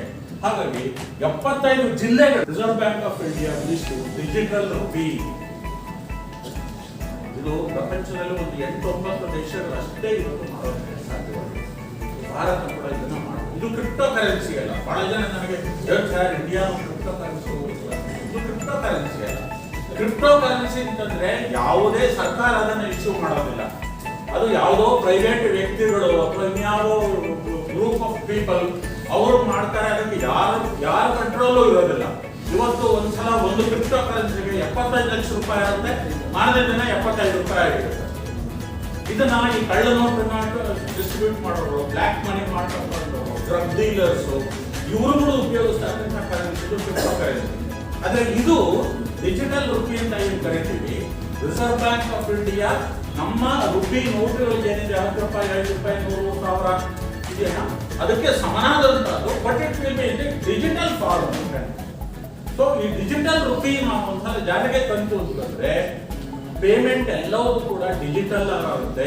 ಯಾವಾಗ ಡಿಜಿಟಲ್ ಆಗಿ ನಾವು ಪೇಮೆಂಟ್ ಮಾಡ್ತೀವಿ ಅವಾಗ ಯಾವುದೇ ವ್ಯಾಪಾರಿಗಳು ಕಳ್ಳತನ ಮಾಡೋದು ಸಾಧ್ಯ ಇಲ್ಲ. 70 ಲಕ್ಷ ರೂಪಾಯಿನ ವ್ಯಾಪಾರ ಆಗುತ್ತೆ, ಅವ್ನು ಬಿಲ್ ನೋಡ್ತು ಅಂತಂದ್ರೆ 17 ಲಕ್ಷ ತೋರಿಸ್ತಾರೆ, ಅವ್ನು ಅಷ್ಟೊತ್ತು ಮಾತ್ರ ಸೆಲೆಕ್ಷನ್ಸ್ ಕೊಡ್ತಾರೆ. ಇನ್ನು 53 ಲಕ್ಷ ಟೋಪಿ ಅಂಗಡಿಲಿ ಹೇಳ್ತಾರಲ್ಲ, ಎಂಟ್ರಿ ಇದು 1300 ರೂಪಾಯಿ ಸರ್, ಬಿಲ್ ಬೇಕಾ ಸರ್? ಇಲ್ಲೊಂದು ಸುಮ್ಮನೆ GST 18% ಹಾಕಿದ್ರೆ ನಮಗೂ ಇಲ್ಲ ನಿಮಗೂ ಇಲ್ಲ, ಬಿಲ್ ಬೇಡ ಅಂತ ಕಲ್ತ್ಕೊಳ್ಬೋದು. ಬ್ಲ್ಯಾಕ್ ಮನಿ ಹೀಗೆ ಜನರೇಟ್ ಆಗೋದು, bills without sales without bills. ಆದ್ರೆ ಯಾವಾಗ ಡಿಜಿಟಲ್ ಫಾರ್ಮ್ಗೆ ಬಂದ್ಬಿಡುತ್ತೆ, ನಾವು ಮೊಬೈಲ್ ಮೂಲಕ ಪೇಮೆಂಟ್ ಮಾಡ್ತೀವಿ, ಗೂಗಲ್ ಪೇ ಮಾಡ್ತೀವಿ, ಅಥವಾ ಫೋನ್ ಪೇನಲ್ಲಿ ಮಾಡ್ತೀವಿ, ಅಥವಾ ಕ್ರೆಡಿಟ್ ಕಾರ್ಡ್ ಡೆಬಿಟ್ ಕಾರ್ಡ್ ನಾವು ಉಳಿಸಿ ಮಾಡ್ತೀವಿ, ಪ್ರತಿಯೊಂದು ಕೂಡ ಎಲ್ಲರೂ ಆಗುತ್ತೆ, ಅದನ್ನು ತೆಗೆಯೋದಕ್ಕೆ ಸಾಧ್ಯವಿಲ್ಲ. ಬ್ಲ್ಯಾಕ್ ಮನಿ ಜನರೇಷನ್ ಕಡಿಮೆ ಆಗುತ್ತೆ. ಆಮೇಲೆ ಸರ್ಕಾರಕ್ಕೆ ಆದಾಯ ಬರ್ತಾವೆ. ಈ ವರ್ಷ GST ಆದಾಯ ಈ ತಿಂಗಳಿಗೆ 1,40,000 ಕೋಟಿ ರೂಪಾಯಿ ಬರೀ GST. ಸೊ ಈ ರೀತಿ ಟ್ಯಾಕ್ಸ್ ಕಲೆಕ್ಷನ್ ಇಂಪ್ರೂವ್ ಆಯ್ತು ಅಂದ್ರೆ ಸರ್ಕಾರ ಹೆಚ್ಚು ಪ್ರಮಾಣದಲ್ಲಿ ಸಾಲ ಮಾಡಬೇಕಾಗಿಲ್ಲ, ನಮ್ಮ ಡೆಫಿಸಿಟ್ ಏನಾಗುತ್ತೆ ಅವಾಗ ಕಡಿಮೆ ಆಗುತ್ತೆ. ಸೊ ಈ ರೀತಿ ಈ digitalisation of the Indian economy ಅದು ಬಹಳ ದೊಡ್ಡ ಕಾರ್ಯಕ್ರಮ 2022-23. ಆಮೇಲೆ ನಾವು ಇನ್ನು ಮುಂದೆ ಈ ಕಲ್ಲಿದ್ದಲನ್ನು ಉರಿಸಿ ಪೆಟ್ರೋಲ್ ಕರೆಂಟ್ ಉತ್ಪಾದನೆ ಮಾಡೋದಕ್ಕೆ ಸಾಧ್ಯವಿಲ್ಲ. ಅದು very dirty fuel, carbon dioxide ಜಾಸ್ತಿ, ಗ್ಲೋಬಲ್ ವಾರ್ಮಿಂಗು ಜಾಸ್ತಿ ಆಗುತ್ತೆ. ಸೊ ಅದರಿಂದ ಏನ್ ಮಾಡ್ಬೇಕಪ್ಪ ಅಂತಂದ್ರೆ ರಿನ್ಯೂಯಬಲ್ ಎನರ್ಜಿಗೆ ಅತ್ಯಂತ ಹೆಚ್ಚಿನ ಮಹತ್ವವನ್ನು ಕೊಡಬೇಕು. ನಮ್ಮ ಪ್ರೈಮ್ ಮಿನಿಸ್ಟರ್ ಗ್ಲಾಸ್ಗೋ ಕಾನ್ಫರೆನ್ಸ್ಗೆ ಅವರು ಮೋದಿ ಅವರು ಹೇಳಿದ್ದಾರೆ, ಭಾರತ 2030ನೇ ಇಸ್ವಿಗೆ 450 ಗಿಗಾವ್ಯಾಟ್ನಷ್ಟು ರಿನ್ಯೂಯಬಲ್ ಎನರ್ಜಿಯನ್ನು ನಾವು ಉತ್ಪಾದನೆ ಮಾಡ್ತೀವಿ. 2030 ಅಂದ್ರೆ 8 ವರ್ಷ ಅಕ್ವಾಯಕೋಣದಲ್ಲಿ ಬರುತ್ತೆ. 450 ಗಿಗಾವ್ಯಾಟ್ ಅಂದ್ರೆ 1000 ಮೆಗಾವ್ಯಾಟ್ಗೆ 1 ಗಿಗಾವ್ಯಾಟ್. 450 ಗಿಗಾವ್ಯಾಟ್ನಷ್ಟು ರಿನ್ಯೂಯಬಲ್ ಎನರ್ಜಿ ಅಂದ್ರೆ ಸೋಲಾರ್ ಎನರ್ಜಿ, ವಿಂಡ್ ಎನರ್ಜಿ ಈ ತರಹದಲ್ಲಿ ಉತ್ಪಾದನೆ ಮಾಡ್ತೀವಿ. ಅದರಲ್ಲಿ 280 ಗಿಗಾವ್ಯಾಟ್ ಸೋಲಾರ್ ಪವರ್, ಸೋಲಾರ್ನಿಂದ 280 ಗಿಗಾವ್ಯಾಟ್ ನಾವು ಉತ್ಪಾದನೆ ಮಾಡಬೇಕಾಗುತ್ತೆ. ಅದಕ್ಕೋಸ್ಕರ ಇಷ್ಟು ದೊಡ್ಡ ಪ್ರಮಾಣದಲ್ಲಿ ನಾವು ಸೋಲಾರ್ ಪವರ್ ಅನ್ನ ಉತ್ಪಾದನೆ ಮಾಡಬೇಕು ಅಂದ್ರೆ ನಮಗೆ ಸೋಲಾರ್ ಪ್ಯಾನೆಲ್ಗಳು ಬೇಕು, ಸೋಲಾರ್ ಸೆಲ್ಗಳು ಬೇಕು. ಇವತ್ತು ಸೋಲಾರ್ ಪ್ಯಾನೆಲ್, ಸೋಲಾರ್ ಸೆಲ್ ಎಲ್ಲವನ್ನು ಕೂಡ ನಾವು 80% ಚೈನಾದಿಂದ ಇಂಪೋರ್ಟ್ ಮಾಡ್ತೀವಿ. ಚೈನಾ ನಮ್ಮ ಫ್ರೆಂಡ್ಲಿ ಕಂಟ್ರಿ, ಅವ್ರು ಯಾವತ್ತಾದ್ರು ಕೈ ಬಿಟ್ಕೊಟ್ಟು ಹೋದ್ರೆ ನಮ್ಮ ಸೋಲಾರ್ಗಳೆಲ್ಲ ನೆಗೆದಿದ್ರು. ಅದರಿಂದ ನಾವು ಇದರಲ್ಲಿ ಸೆಲ್ಫ್ ಸಫಿಶಿಯಂಟ್ ಆಗಬೇಕು, ಆತ್ಮನಿರ್ಭರ ಆಗಬೇಕು ಶಕ್ತಿ, ಸೋಲಾರ್ ಶಕ್ತಿ ಉತ್ಪಾದನೆಯಲ್ಲಿ. ಅದಕ್ಕೋಸ್ಕರ ಇವ್ರಿಗೆ ಈ PLI ಅಂತ ಮಾಡಬೇಕು, PLS production linked incentive scheme ಅಂತ. ನೀವು ಒಂದು ಮಿತಿಗಿಂತ ಜಾಸ್ತಿ ಉತ್ಪಾದನೆ ಮಾಡಿದ್ರೆ ನಿಮಗೆ 5ರಿಂದ 10% ಅದರ ವ್ಯಾಲ್ಯೂ ರಿವ್ಯೂ ಕೊಡ್ತೀವಿ ಸರ್ಕಾರ. ಸ್ವದೇಶಿ ಕೈಗಾರಿಕೆಗಳ ಎನ್ಕರೇಜ್ಮೆಂಟ್ಗೆ PLI ಸ್ಕೀಮ್ ಅಲ್ಲಿ ಈ ಸೋಲಾರ್ ಸ್ಕೀಮ್ ಬಂದಿದೆ. 19,500 ಕೋಟಿ ರೂಪಾಯಿನ ನಮ್ಮ ದೇಶದಲ್ಲೇನೆ ಸೋಲಾರ್ ಪ್ಯಾನೆಲ್ಗಳು ಉತ್ಪಾದನೆ ಆಗಬೇಕು, ಸೋಲಾರ್ ಸೆಲ್ಗಳು ಉತ್ಪಾದನೆ ಆಗಬೇಕು, ಅಗತ್ಯವಾದ ಇತರ ಎಕ್ವಿಪ್ಮೆಂಟ್ಗಳು ದೇಶೀಯವಾಗಿಯೇ ಉತ್ಪಾದನೆ ಆಗಬೇಕು. ಆ ದೃಷ್ಟಿಯಿಂದ 19,500 ಕೋಟಿ ರೂಪಾಯಿನ to encourage domestic production of solar battery, solar cell ಅದನ್ನ ಮಾಡಿದ್ದಾರೆ. ಚೈನಾದಿಂದ ಬರೋದನ್ನ ನಾವು ಕಡಿಮೆ ಮಾಡಬೇಕು. ಅದಕ್ಕೋಸ್ಕರ ಕಸ್ಟಮ್ಸ್ ಡ್ಯೂಟಿಯನ್ನ ಸೋಲಾರ್ ಪ್ಯಾನೆಲ್ಗಳ ಮೇಲೆ 40%ಗೆ ಏರಿಸಿದ್ದಾರೆ ಕಸ್ಟಮ್ಸ್ ಡ್ಯೂಟಿ, ಸೋಲಾರ್ ಸೆಲ್ಗಳ ಮೇಲೆ 25%ಗೆ ಏರಿಸಿದ್ದಾರೆ. ಅವಾಗ ಚೈನಾ ಮಾಲು ದುಬಾರಿ ಆಯ್ತು ಅಂದ್ರೆ ಅವಾಗ ಡೊಮೆಸ್ಟಿಕ್ ಕಮಾಡಿಟೀಸ್ಗೆ, ಡೊಮೆಸ್ಟಿಕ್ ಪ್ರೊಡಕ್ಷನ್ಗೆ ಎನ್ಕರೇಜ್ಮೆಂಟ್ ಸಿಗುತ್ತೆ. ನಮ್ಮಲ್ಲಿ ಸೋಲಾರ್ ಇಂಡಸ್ಟ್ರಿ ಬೆಳೆಯುತ್ತೆ, ನಮ್ಮ ಹುಡುಗರಿಗೆ ಉದ್ಯೋಗ ಸಿಗುತ್ತೆ. ಈ ರೀತಿ ಇದು. ಸೊ ಹೀಗೆ ಅನೇಕ ಕಾರ್ಯಕ್ರಮಗಳನ್ನು ಮಾಡಿದರೆ ಅದರಲ್ಲಿ ಕೆಲವರಿಗೆ ಹೇಳ್ತಿರೋದೇನಪ್ಪ ಅಂದ್ರೆ ಇದರಲ್ಲಿ ಸೋಷಿಯಲ್ ಎಕ್ಸ್ಪೆಂಡಿಚರ್ ಎಲ್ಲ ಬಡವರು ಈ ಥರ ಎಲ್ಲ ಪೇಪರ್ನಲ್ಲಿ ಬರೀತಾ ಹೋಗ್ತಾರೆ. ಆದರೆ ಸರ್ಕಾರ ಈ ವರ್ಷದ ಬಜೆಟ್ನಲ್ಲಿ ಸೋಷಿಯಲ್ ಎಕ್ಸ್ಪೆಂಡಿಚರ್ ಅನ್ನ ತೆಗೆದುಹಾಕ್ಬಿಟ್ಟಿಲ್ಲ, ಸೋಷಿಯಲ್ ಎಕ್ಸ್ಪೆಂಡಿಚರ್ ಅನ್ನ ಕಡಿಮೆ ಮಾಡಿದ್ದಾರೆ. ಈಗ ಮನೆಯಲ್ಲಿ ಇಬ್ಬರು ಮಕ್ಕಳಿದ್ದಾರೆ, ದೊಡ್ಡವನು ಕೆಲಸಕ್ಕೆ ಹೋಗ್ತಾನೆ, ಎರಡನವನು ಮನೇಲೇ ಇರ್ತಾನೆ. ಅಮ್ಮ ಏನ್ ಮಾಡ್ತಾಳೆ, ಕೆಲಸಕ್ಕೆ ಹೋಗೋನು ದುಡ್ಕೊಂಡು ಬರ್ತಾನೆ, ಅದರಿಂದ ಅವನಿಗೆ ಸ್ವಲ್ಪ 2 ರೊಟ್ಟಿ ಜಾಸ್ತಿ ಕೊಡ್ತಾಳೆ. ನೀವು ಮನೇಲೇ ಇರ್ತೀವಿ ಪರವಾಗಿಲ್ಲ, ಎಲ್ಲರಿಗೂ 2 ರೊಟ್ಟಿ ಕೊಡೋಷ್ಟಿಲ್ಲ ಅಮ್ಮ, ಅದರಿಂದ ಅವನಿಗೆ 2 ರೊಟ್ಟಿ ಕೊಡ್ತೀನಿ, 1 ರೊಟ್ಟಿ ಕೊಡ್ತೀನಿ. ಪ್ರಯಾರಿಟೀಸ್ ಅಷ್ಟೇ ಇತ್ತು. ಕಳೆದ 2-3 ವರ್ಷಗಳಲ್ಲಿ ಸೋಷಿಯಲ್ ಎಕ್ಸ್ಪೆಂಡಿಚರ್ಗೆ ಪ್ರಯಾರಿಟಿ ಇತ್ತು. ಈಗ ನಾವು 8.5% ಅಲ್ಲಿ ಬೆಳೆಯುತ್ತಾ ಇದ್ದೀವಿ. ಭಾರತ 10 ವರ್ಷಕ್ಕೆ ನಾವು ಟೆಕ್ನಾಲಜಿನಲ್ಲಿ ಜಗತ್ತಿನ ಲೀಡಿಂಗ್ ಕಂಟ್ರಿ ಆಗಬೇಕು, ಎಕನಾಮಿಕ್ ಪವರ್ ಆಗಬೇಕು, ಚೈನಾಕ್ಕೂ ಕೂಡ ನಾವು ಪೆಟ್ರೋಲಿಯಂ ಆಗಬೇಕು ಅಂತಕ್ಕಂಥ ಕನಸನ್ನು ಇಟ್ಕೊಂಡಾಗ ನಮ್ಮ ಪ್ರಯಾರಿಟಿ ಬಜೆಟ್ನಲ್ಲಿ ಚೇಂಜ್ ಆಗಿದೆ. ಪ್ರಯಾರಿಟಿ ಏನಪ್ಪ ಅಂದರೆ ಸೋಷಿಯಲ್ ಎಕ್ಸ್ಪೆಂಡಿಚರ್ಗೆ ಪ್ರಯಾರಿಟಿ ಕೊಟ್ಟೇ ಇಲ್ಲ ಅಂತ. ಸೋಷಿಯಲ್ ಎಕ್ಸ್ಪೆಂಡಿಚರ್ 1 ಲಕ್ಷ ಕೊಡೋ ಕಡೆ 90,000 ಕೋಟಿ ಪ್ರಯಾರಿಟಿ ಕಡಿಮೆ ಮಾಡಿ ಈಗ ಡೆವಲಪ್ಮೆಂಟಲ್ ಎಕ್ಸ್ಪೆಂಡಿಚರ್ಗೆ ಪ್ರಯಾರಿಟಿ ಜಾಸ್ತಿ ಮಾಡಿದ್ದಾರೆ. ಇದು ಉದಾಹರಣೆಗೆ 73,000 ಕೋಟಿ ರೂಪಾಯಿ ನರೇಗಾ ಸ್ಕೀಮ್ ಏನಿದೆ ಅಂದ್ರೆ ಉದ್ಯೋಗ ಖಾತ್ರಿ ಯೋಜನೆ, ಹಳ್ಳಿಗಳಲ್ಲಿ 1 ವರ್ಷಕ್ಕೆ 3 ದಿವಸ ಮಿನಿಮಮ್ ವೇಜಸ್ ಅಲ್ಲಿ ಎಂಪ್ಲಾಯ್ಮೆಂಟ್ ಗ್ಯಾರಂಟಿ ಕೊಡ್ತಾ ಇದ್ದಾರೆ. ಅದಕ್ಕೆ ಈ ವರ್ಷ 25% ಕಡಿಮೆ ಮಾಡಿ 73,000 ಕೋಟಿ ರೂಪಾಯಿ ನರೇಗಾ ಕೊಟ್ಟಿದ್ದಾರೆ. ಕೃಷಿಕರಿಂದ ಉತ್ಪಾದನೆ ಮಾಡಿದ ಮೇಲೆ MSP ಕರೀತಾರೆ, ಮಿನಿಮಮ್ ಸಪೋರ್ಟ್ ಪ್ರೈಸ್ ಅಂತ ಗೋಧಿ ಇದೆಲ್ಲ ಕೊಂಡುಕೊಳ್ಳೋದಕ್ಕೆ 2,37,000 ಕೋಟಿ ರೂಪಾಯಿ ಅದಕ್ಕೆ ಇಟ್ಟಿದ್ದಾರೆ. ಅಂದ್ರೆ ಸೋಷಿಯಲ್ ಎಕ್ಸ್ಪೆಂಡಿಚರ್ ಮಾಡೇ ಇಲ್ಲ ಅಂತ ಅಲ್ಲ, ಪ್ರಯಾರಿಟಿ ಕಡಿಮೆ ಆಗಿದೆ. ಹೆಚ್ಚಿನ ಪ್ರಯಾರಿಟಿನ ಡೆವಲಪ್ಮೆಂಟಲ್ ಎಕ್ಸ್ಪೆಂಡಿಚರ್ ಕಡೆಗೆ ಹೋಗುತ್ತೆ. ಇದರಿಂದ ದೇಶ ಬಲಿಷ್ಠವಾಗಬೇಕು, ಟೆಕ್ನಾಲಜಿನಲ್ಲಿ ಅಪ್ಗ್ರೇಡ್ ಆಗಬೇಕು, ನಾವು ಗ್ರೀನ್ ಎಕಾನಮಿ ಆಗಬೇಕು, and different kind of employment must be available for our people, for our youths. ಹೊಸ ರೀತಿಯ ಟೆಕ್ನಾಲಜಿ ಓರಿಯೆಂಟೆಡ್ ಎಂಪ್ಲಾಯ್ಮೆಂಟ್. ನರೇಗಾದಲ್ಲಿ ಇಲ್ಲಿ ಗುಂಡಿಗಾಗಿ ಆ ಹಣವನ್ನು ಮೇಲೆ ಹಾಕೋದು, ಇದರಲ್ಲಿ ಯಾವ ಸ್ಕಿಲ್ಲು ಬೇಕಾಗಿಲ್ಲ. ಇದೇ ಕೆಲಸ ಮಾಡ್ಕೊಂಡು ಎಷ್ಟು ವರ್ಷ ಇಟ್ಕೊಂಡಿರೋದು ನಮ್ಮ ಮಕ್ಕಳು. ಅದರಿಂದ ಅವ್ರಿಗೆ ಸ್ಕಿಲ್ ಫಾರ್ಮೇಷನ್ ಮಾಡಿ ಹೊಸ ಹೊಸ ಟೆಕ್ನಾಲಜಿಗಳು ಓಪನ್ ಅಪ್ ಆಯಿತು ಅಂತಂದ್ರೆ ಆ ಟೆಕ್ನಾಲಜಿನಲ್ಲಿ ನಮ್ಮ ಮಕ್ಕಳು, ನಮ್ಮ ಯುವತಿಯರು ಅಲ್ಲಿ ಉದ್ಯೋಗ ಮಾಡುವ ಸ್ಥಿತಿಗೆ ಆಗಬೇಕು. ಇದು ಒಂದು ಒಳ್ಳೆ ಕನಸು. ಹಾಗಾಗಿ ಈ ವರ್ಷದ ಬಜೆಟ್ ಅನ್ನ ಬಹಳ ಉತ್ತಮವಾಗಿ ನಾವು ಮಾಡಬೇಕು ಅಂತಂದ್ರೆ ಇದು ಟೆಕ್ನಾಲಜಿ ಓರಿಯೆಂಟೆಡ್ ಬಜೆಟ್. ಭಾರತವನ್ನ ಬರೀ ಕರೆಂಟ್ ಎಕ್ಸ್ಪೆಂಡಿಚರ್ ಮಾಡಿಕೊಂಡು ಇವತ್ತು ಯಾವ ಮಟ್ಟದಲ್ಲಿ ಇದೀವೋ ಆ ಮಟ್ಟದಲ್ಲೇ 20 ವರ್ಷ ಆದರೂ ನಾವು ಇಟ್ಕೊಳ್ಬಹುದು.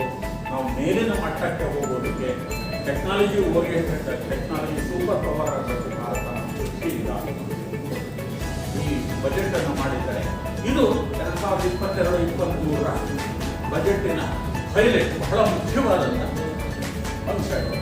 ಯಾರು ಇವೆಲ್ಲ ಬೇಕಾಗಿಲ್ಲ, ಹಿಂದೆ ನಾನು ಹೇಳ್ತಾ ಇದ್ದು ಇಸ್ರೋದಲ್ಲಿ ಸ್ಯಾಟಲೈಟ್ ಎಲ್ಲ ಬೆಳಕೋದಾಗ ಭಾರತದಲ್ಲಿ ಲಕ್ಷಾಂತರ ಪಟ್ಟಗಿಲ್ಲದೆ ಈಗ ಚಂದ್ರಗ್ರಹಕ್ಕೆ ಯಾಕೆ ಹಣವನ್ನು ಹಾಕಬೇಕು ಅಂತೆಲ್ಲ ಆರ್ಗ್ಯೂ ಮಾಡ್ತಿದ್ರು. ಅದು ಸರ್ಕಾರ ಕೇಳಲಿಲ್ಲ, ಇದು ಮಾಡ್ತಾ ಇತ್ತು. ಇಸ್ರೋನು ಡೆವಲಪ್ ಮಾಡಿದ್ರು. ಇವತ್ತು ಇಸ್ರೋ ಎಷ್ಟು ಸ್ಯಾಟಲೈಟ್ಗಳನ್ನು ಹಾರಬಿಟ್ಟಿದೆ ಅಂತಂದ್ರೆ ನಮ್ಮ ದೇಶದ ಕೃಷಿಯನ್ನ ಆಕಾಶದಿಂದಲೇ ಅಬ್ಸರ್ವ್ ಮಾಡಿ ಎಲ್ಲಿ ಬರಗಾಲ ಇದೆ, ಎಲ್ಲಿ ಮಳೆ ಬೀಳ್ತಾ ಇದೆ, ಎಲ್ಲಿ ಯಾವ ಬೆಳೆ ಬೆಳಿಬೇಕು, ಎಲ್ಲಿ ಯಾವ ಬೆಳೆ ಎಷ್ಟು ಎಲ್ಲವನ್ನೂ ಕೂಡ ಟೆಕ್ನಾಲಜಿ ಮೂಲಕವಾಗಿ ಇವತ್ತು ಕೃಷಿಯ ಅಭಿವೃದ್ಧಿಗೆ. ಎಲ್ಲಿ ಚಂಡಮಾರುತ ಬೀಸತ್ತೆ, ಒಂದು ವಾರದ ಮೊದಲು ನಮಗೆ ಗೊತ್ತಾಗುತ್ತೆ ಇಂಥ ಕಡೆ ಒರಿಸ್ಸಾದಲ್ಲಿ ಇಂಥ ತಾರೀಕು ಚಂಡಮಾರುತ ಬೀಸುತ್ತೆ, ಅಲ್ಲಿ ಜನಗಳನ್ನೆಲ್ಲ ಊರಿಗೆ ಕರ್ಕೊಂಡು ಹೋಗಿ ಲಕ್ಷಾಂತರ ಜೀವಗಳನ್ನು ಮಾಡೋದಕ್ಕೆ ಸಾಧ್ಯವಾಗುತ್ತೆ. ಸಮುದ್ರದಲ್ಲಿ ಮೀನುಗಳು ಎಲ್ಲ ಜಾಸ್ತಿ ಒಟ್ಟಾಗಿವೆ ಅನ್ನೋದನ್ನ ನಮ್ಮ ಇಸ್ರೋ ಸ್ಯಾಟಲೈಟ್ಗಳು ಕಂಡುಹಿಡಿದು ಮೀನುಗಾರಿಕೆಯನ್ನು ತಿಳಿಸೋದ್ರಿಂದ ಮೀನುಗಾರರು ನೇರವಾಗಿ ಹೋಗಿ ಅಲ್ಲಿ ಮೀನುಗಾರಿಕೆ ಮಾಡೋದಕ್ಕೆ ಸಾಧ್ಯವಾಗುತ್ತೆ. ನಾವು ಅವ್ರು ಹೇಳಿದ ಜನರು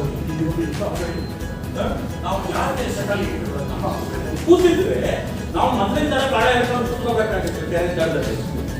ಇವತ್ತು ಮೀನು ಹಿಡಿತೀವಿ, ಅವತ್ತು ಮೀನು ಹಿಡಿತಾ ಇದ್ರು, ಅಂದ್ರೆ ಇವತ್ತು ಮೀನು ಹಿಡಿತಕ್ಕಂಥ ಬೇರೆ ಬೇರೆ ಅಲ್ಲ. ಇದು ಎಕಾನಮಿಕ್ ಗ್ರೋತ್. ನಾವು ಸ್ವಲ್ಪ ಸ್ಯಾಕ್ರಿಫೈಸ್ ಮಾಡದೆ ಹೋದ್ರೆ, ಇವತ್ತಿನ ಅಗತ್ಯವನ್ನು ಸ್ಯಾಕ್ರಿಫೈಸ್ ಮಾಡದೆ ಹೋದ್ರೆ ನಾಳೆ ನಮ್ಮ ಮಕ್ಕಳು ಒಳ್ಳೆ ಜೀವನ ಕಾಣೋದಕ್ಕೆ ಸಾಧ್ಯವೇ ಇಲ್ಲ. ಕ್ಯಾಪಿಟಲ್ ಫಾರ್ಮೇಷನ್ಗೆ ಒಂದು ಡೆಫಿನೇಷನ್ ಹೇಳ್ತಾರೆ ಗೊತ್ತಾ, eating less today so that you can eat more tomorrow. ನಮ್ಮಪ್ಪ ಒಂದು ಹೊತ್ತು ಊಟ ಮಾಡಿ ಅವನ ಆದಾಯದಲ್ಲಿ ಒಂದಷ್ಟು ಉಳಿಸಿ ಒಂದು ಮನೆ ಕಟ್ಕೊಟ್ಟಿದ್ದರಿಂದ ಅವನ ಮಕ್ಕಳು ನಾವು ಇವತ್ತು 2 ಊಟ ಮಾಡ್ತಿದ್ವಿ. ನಮ್ಮಪ್ಪ ಒಂದೊಂದು ಊಟ ಮಾಡಿದ್ರಿಂದ ನಾವು ಇವತ್ತು ಎರಡೊಂದು ಊಟ ಮಾಡೋದಕ್ಕೆ ಸಾಧ್ಯವಾಗಿದೆ. ನಮ್ಮ ಮಕ್ಕಳೇ ಮೂರೊಂದು ಊಟ ಮಾಡಿ ಎಲ್ಲದನ್ನು ಖಾಲಿ ಮಾಡಿಬಿಟ್ಟಿದ್ರೆ ನಮ್ಗೆ ಒಂದೊಂದು ಊಟನ ಸಿಗ್ತಾ ಇರ್ತದೆ. ಹಾಗಾಗಿ ಇವತ್ತಿನ generation we have to make some sacrifice so that we will have a better tomorrow or next 2 years or 4 years or 5 years. ಈ ದೃಷ್ಟಿಯಿಂದ ಈ 2022-23 ಬಜೆಟ್ ಅನ್ನು ಯುವಕರ ದೃಷ್ಟಿಯಿಂದ ಒಳ್ಳೆಯ ಭಾರತವನ್ನು ನಿರ್ಮಿಸಿಕೊಳ್ಳುವ ಒಳ್ಳೆಯ ಬಲಿಷ್ಠವಾದ ತಂತ್ರಜ್ಞಾನದಲ್ಲಿ ಅಪ್ಗ್ರೇಡ್ ಆಗಿರ್ತಕ್ಕಂಥ ಇವತ್ತು ಸಾಫ್ಟ್ವೇರ್ ಇಂಡಸ್ಟ್ರಿ ಇಂಡಿಯಾದಲ್ಲಿ ಬೆಳೆದೇ ಇದ್ದಿದ್ರೆ ಭಾರತಕ್ಕೆ ಬೆಲೆ ಸಿಗ್ತಾ ಇರಲಿಲ್ಲ.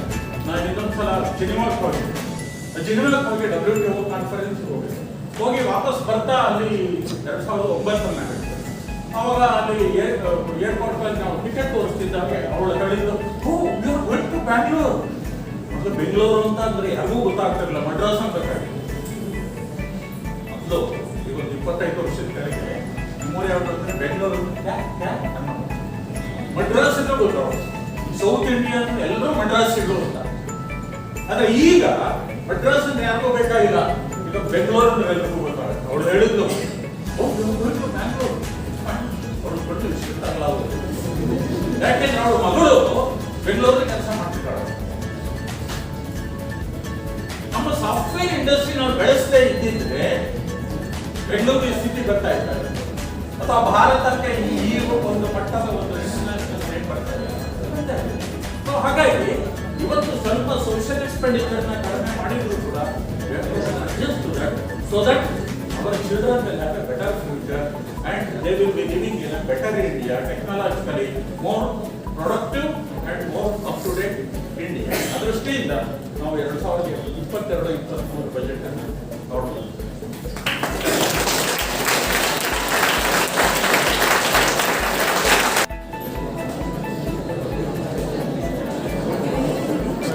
Obviously, it was an extensive movement, as I told earlier. So we the students have to thank Dr. Kumaraswamy sir for organizing such a wonderful session. Thanks a lot, sir. Now, I would like to. Please, there any questions you may ask? ವಿದ್ಯಾರ್ಥಿಗಳಿಂದ clarification questions ಕೇಳಿ ಉತ್ತರ ಆಯ್ಕೆ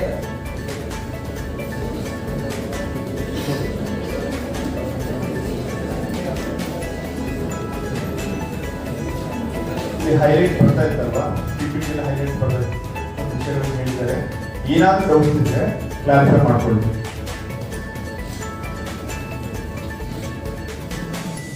ಕೇಳಿ ಪವನ್ ಕೇಳಿ.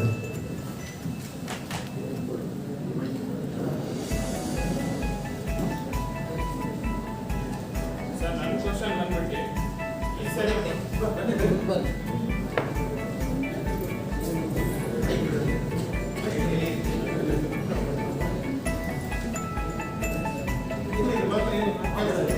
ನನ್ನ straight question ಬಂದ್ಬಿಟ್ಟು ಈ ಸರಿ ಬಜೆಟ್ನಲ್ಲಿ ಪಾವರ್ಟಿ ರಿಡಕ್ಷನ್ ಬಗ್ಗೆ ಏನು ಕ್ರಮ ಕೈಗೊಂಡಿದ್ದಾರೆ ಮತ್ತು ಪಾವರ್ಟಿಗೋಸ್ಕರ ಎಷ್ಟು ಬಜೆಟ್ನ ಮೀಸಲಿಟ್ಟಿದ್ದಾರೆ, ಅದು ಸಾಧ್ಯ ಆಗುತ್ತಾ, ಮೀನ್ಸ್ ನಾವು ಓವರ್ಕಮ್ ಮಾಡ್ಬೋದಾ ಪಾವರ್ಟಿನ ಅಂತ ನನ್ನೊಂದೇ ಒಂದು ಹಿಂದಿನ ವರ್ಷದಲ್ಲಿ ಏನು ಪಾವರ್ಟಿ ಅಲಿಗೇಷನ್ಗೆ ಸ್ಕೀಮ್ಗಳನ್ನ ಇಟ್ಟಿತ್ತು, ಆ ಎಲ್ಲಾ ಸ್ಕೀಮ್ಗಳು ಈ ಬಜೆಟ್ನಲ್ಲೂ ಕೂಡ ಕಂಟಿನ್ಯೂ ಆಗಿದೆ. ಆದ್ರೆ ಏನಪ್ಪಾ ಅಂದ್ರೆ ಹೋದ ವರ್ಷದಲ್ಲಿ ಸಾಕಷ್ಟು ಒಂದಷ್ಟು ಅಚೀವ್ಮೆಂಟ್ ಮಾಡಿರೋದ್ರಿಂದ ಈ ವರ್ಷದ ಬಜೆಟ್ನಲ್ಲಿ ಟೆಕ್ನಾಲಜಿ ಅಪ್ಗ್ರೇಡೇಷನ್ಗೆ ಹೆಚ್ಚು ಪ್ರಯಾರಿಟಿ ಕೊಡಬೇಕಾಗಿರೋದ್ರಿಂದ ಯಾವುದನ್ನ ಪಾವರ್ಟಿ ಅಲಿಗೇಷನ್ ಅಂತ ಇದ್ರಿ ಅದಕ್ಕೆ ಪ್ರಯಾರಿಟಿ ಸ್ವಲ್ಪ ಕಡಿಮೆ ಆಗಿದೆ ಹೊರತು ಅದು ಮಾಡಿಯೇ ಇಲ್ಲ ಅಂತ ಹೇಳೋದಿಲ್ಲ. ಉದಾಹರಣೆ ನೋಡಿ, ನರೇಗಾಕ್ಕೆ 1,21,000 ಕೋಟಿ ರೂಪಾಯಿ ಹೋದ ಸಲ ಬಜೆಟ್ ಅಲ್ಲಿ ಇಟ್ಟಿದ್ರು, ಈ ಸಲ 99,000 ಕೋಟಿ ರೂಪಾಯಿ ಇಟ್ಟಿದ್ದಾರೆ. ಅಂದ್ರೆ ಪಾವರ್ಟಿ ಅಲಿವಿಯೇಷನ್ ಅಂತ ಸೋಷಿಯಲ್ ಸ್ಕೀಮ್ ಅಂತ ಕರೀತಾರೆ. ಇದಕ್ಕೆ ಮಾಡೇ ಇಲ್ಲ, ಇವಾಗೆಲ್ಲ ಸೊನ್ನೆ ಸುತ್ತಬಿಟ್ಟು ಎಲ್ಲಾನು ಟೆಕ್ನಾಲಜಿ ಕೊಟ್ಟಿದ್ದಾರೆ ಅಂತಕ್ಕಂಥದ್ದು ಅಪ್ಪಟ ಸುಳ್ಳು. ಏನಿದ್ರು ಪ್ರಯಾರಿಟಿ ಕಳೆದ 2 ವರ್ಷಗಳಲ್ಲಿ ಸೋಷಿಯಲ್ ಎಕ್ಸ್ಪೆಂಡಿಚರ್ಗೆ ಅಂದರೆ ಶಿಕ್ಷಣ, ಆರೋಗ್ಯ ಇತ್ಯಾದಿಗಳಿಗೆ ಪ್ರಯಾರಿಟಿ ಜಾಸ್ತಿ ಇತ್ತು. ಆದರೆ ಈಗ ಅದಕ್ಕೆ ಪ್ರಯಾರಿಟಿ ಸ್ವಲ್ಪ ಕಡಿಮೆ ಮಾಡಿ ಟೆಕ್ನಾಲಜಿ ಅಪ್ಗ್ರೇಡೇಷನ್ಗೆ ಪ್ರಯಾರಿಟಿ ಜಾಸ್ತಿ ಮಾಡಿದೆ. ಅದು ರೈಟ್ ಥಿಂಗ್. ಹಾಗಾಗಿ ಪಾವರ್ಟಿ ಅಲಿವಿಯೇಷನ್ ಅನ್ನೋದು ಸರ್ಕಾರ ದುಡ್ಡು ಕೊಟ್ಟು ಮಾಡೋದಕ್ಕೆ ಸಾಧ್ಯವಿಲ್ಲ. ಪಾವರ್ಟಿ ಅದಕ್ಕೆ ಒಂದು ಮಾತು ಹೇಳ್ತಾರೆ, employment is the right royal road for poverty alleviation ಅಂತ. ಬಡತನ ನಿವಾರಣೆಗೆ ಒಂದು ರಾಜಮಾರ್ಗ ಅಂತಂದ್ರೆ ಎಂಪ್ಲಾಯ್ಮೆಂಟ್, ಉದ್ಯೋಗ ಸಿಗಬೇಕು. ಉದ್ಯೋಗ ಸಿಗಬೇಕಾದ್ರೆ ಅಭಿವೃದ್ಧಿ ಆಗಬೇಕು, ಇನ್ವೆಸ್ಟ್ಮೆಂಟ್ ಆಗಬೇಕು, ಡೆವಲಪ್ಮೆಂಟ್ ಆಗಬೇಕು, ಟೆಕ್ನಾಲಜಿ ಅಪ್ಗ್ರೇಡೇಷನ್ ಆಗಬೇಕು. ಆವಾಗ ಲಕ್ಷಾಂತರ ಜನಗಳಿಗೆ ಸಹಜವಾಗಿಯೇ ಉದ್ಯೋಗ ಸಿಗೋದಕ್ಕೆ ಸರ್ಕಾರ ಉದ್ಯೋಗ ಕೊಡುತ್ತೆ ಅಂತ ಅನ್ನೋದು ಸುಳ್ಳು. ಸರ್ಕಾರ ಉದ್ಯೋಗ ಸೃಷ್ಟಿ ಮಾಡುವಂತಹ ಯೋಜನೆಗಳನ್ನು ಕೈಗೊಂಡು ಅಂತಂದ್ರೆ ಆಟೋಮ್ಯಾಟಿಕ್ ಆಗಿ ನಿಮಗೆ ಉದ್ಯೋಗ ಸಿಗುತ್ತೆ. ಸೊ ಹಾಗಾಗಿ ಈ ಬಜೆಟ್ ನಲ್ಲಿ ಪಾವರ್ಟಿ ಅಲಿವಿಯೇಷನ್ಗೆ ಏನು ಮಾಡೇ ಇಲ್ಲ ಅಂತಕ್ಕಂಥದ್ದು ವಸಿಷ್ಠುಳ್ಳರು. ಅದೇನಪ್ಪ ಅಂದ್ರೆ ಕಳೆದ 2 ವರ್ಷಗಳಿಂದ ಅದಕ್ಕೆ ಹೆಚ್ಚು ಪ್ರಯಾರಿಟಿ ಕೊಟ್ಟಿದ್ದರಿಂದ ಈ ವರ್ಷ ಅದಕ್ಕೆ ಪ್ರಯಾರಿಟಿನ ಸ್ವಲ್ಪ ಕಡಿಮೆ ಮಾಡಿ ಟೆಕ್ನಾಲಜಿ ಅಪ್ಗ್ರೇಡೇಷನ್ಗೆ ಪ್ರಯಾರಿಟಿಯನ್ನು ಜಾಸ್ತಿ ಮಾಡಿದ್ದಾರೆ. ಒಪಿನಿಯನ್.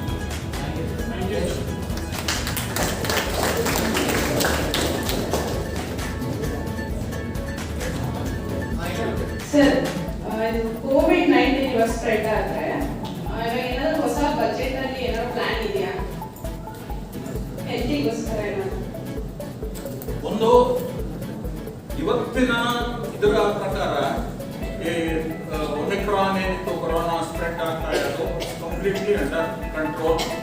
ಸರ್ಕಾರ ಒಫತ್ತಾಗಿ ಎಲ್ಲರಿಗೂ ಕೂಡ ವ್ಯಾಕ್ಸಿನೇಷನ್ ಅನ್ನು ಮಾಡಿದೆ.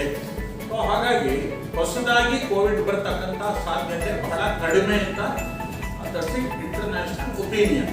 ಅಕಸ್ಮಾತ್ ಬಂತು ಅಂತ ಇಟ್ಕೊಳ್ಳಿ, ಬಜೆಟ್ ಅಂದ್ರೆ ಏನು ವಾಟರ್ ಟೈಟ್ ಕಂಪಾರ್ಟ್ಮೆಂಟ್ ಅಲ್ಲ, ಅಕಸ್ಮಾತ್ ತಿರ್ಗಾ 4th ವೇವ್ ಬಂತು, ಇನ್ನೂ ಬಹಳ ಜೀವಕ್ಕೆ ಅಪಾಯ ಅಂತಕ್ಕಂಥ ಸ್ಥಿತಿ, ಆವಾಗ ಯಾವುದೋ ಟೆಕ್ನಾಲಜಿ ಅಪ್ಗ್ರೇಡೇಷನ್ ಇದೆ, ಅಲ್ಲಿಂದ ದುಡ್ಡು ತೆಗೆದು ಹೆಲ್ತ್ ಹಾಕ್ತಾರೆ ಅಲ್ವಾ? ಅದು ಯಾವತ್ತೂ ಸಾಧ್ಯ ಇದೆ.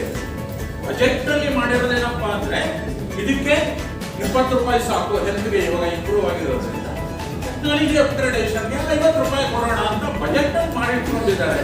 ನಾಳೆ ಹೊಸ ಎಮರ್ಜೆನ್ಸಿ ಬಂದ್ಬಿಟ್ಟು ಎಲ್ಲರೂ ಸತ್ತೋಗೋಕೆ ಶುರು ಮಾಡಿದ್ರು, ಇಲ್ಲ ಆದ್ರೂ ನಾವು ಟೆಕ್ನಾಲಜಿ ಅಪ್ಗ್ರೇಡೇಷನ್ಗೆ ದುಡ್ಡು ಕೊಡ್ತೀವಿ, ಜನ ಸತ್ರು ಸಾಯಿ ಅಂತ ಯಾವ ಸರ್ಕಾರ ಹೇಳೋದು. ಫ್ಲೆಕ್ಸಿಬಿಲಿಟಿ ಇರುತ್ತೆ. ಅವಾಗ ಈ ಮಿನಿಸ್ಟ್ರಿಯಿಂದ ತೆಗೆದು ಹೆಲ್ತ್ ಮಿನಿಸ್ಟ್ರಿಗೆ ಹಾಕ್ಬೋದು.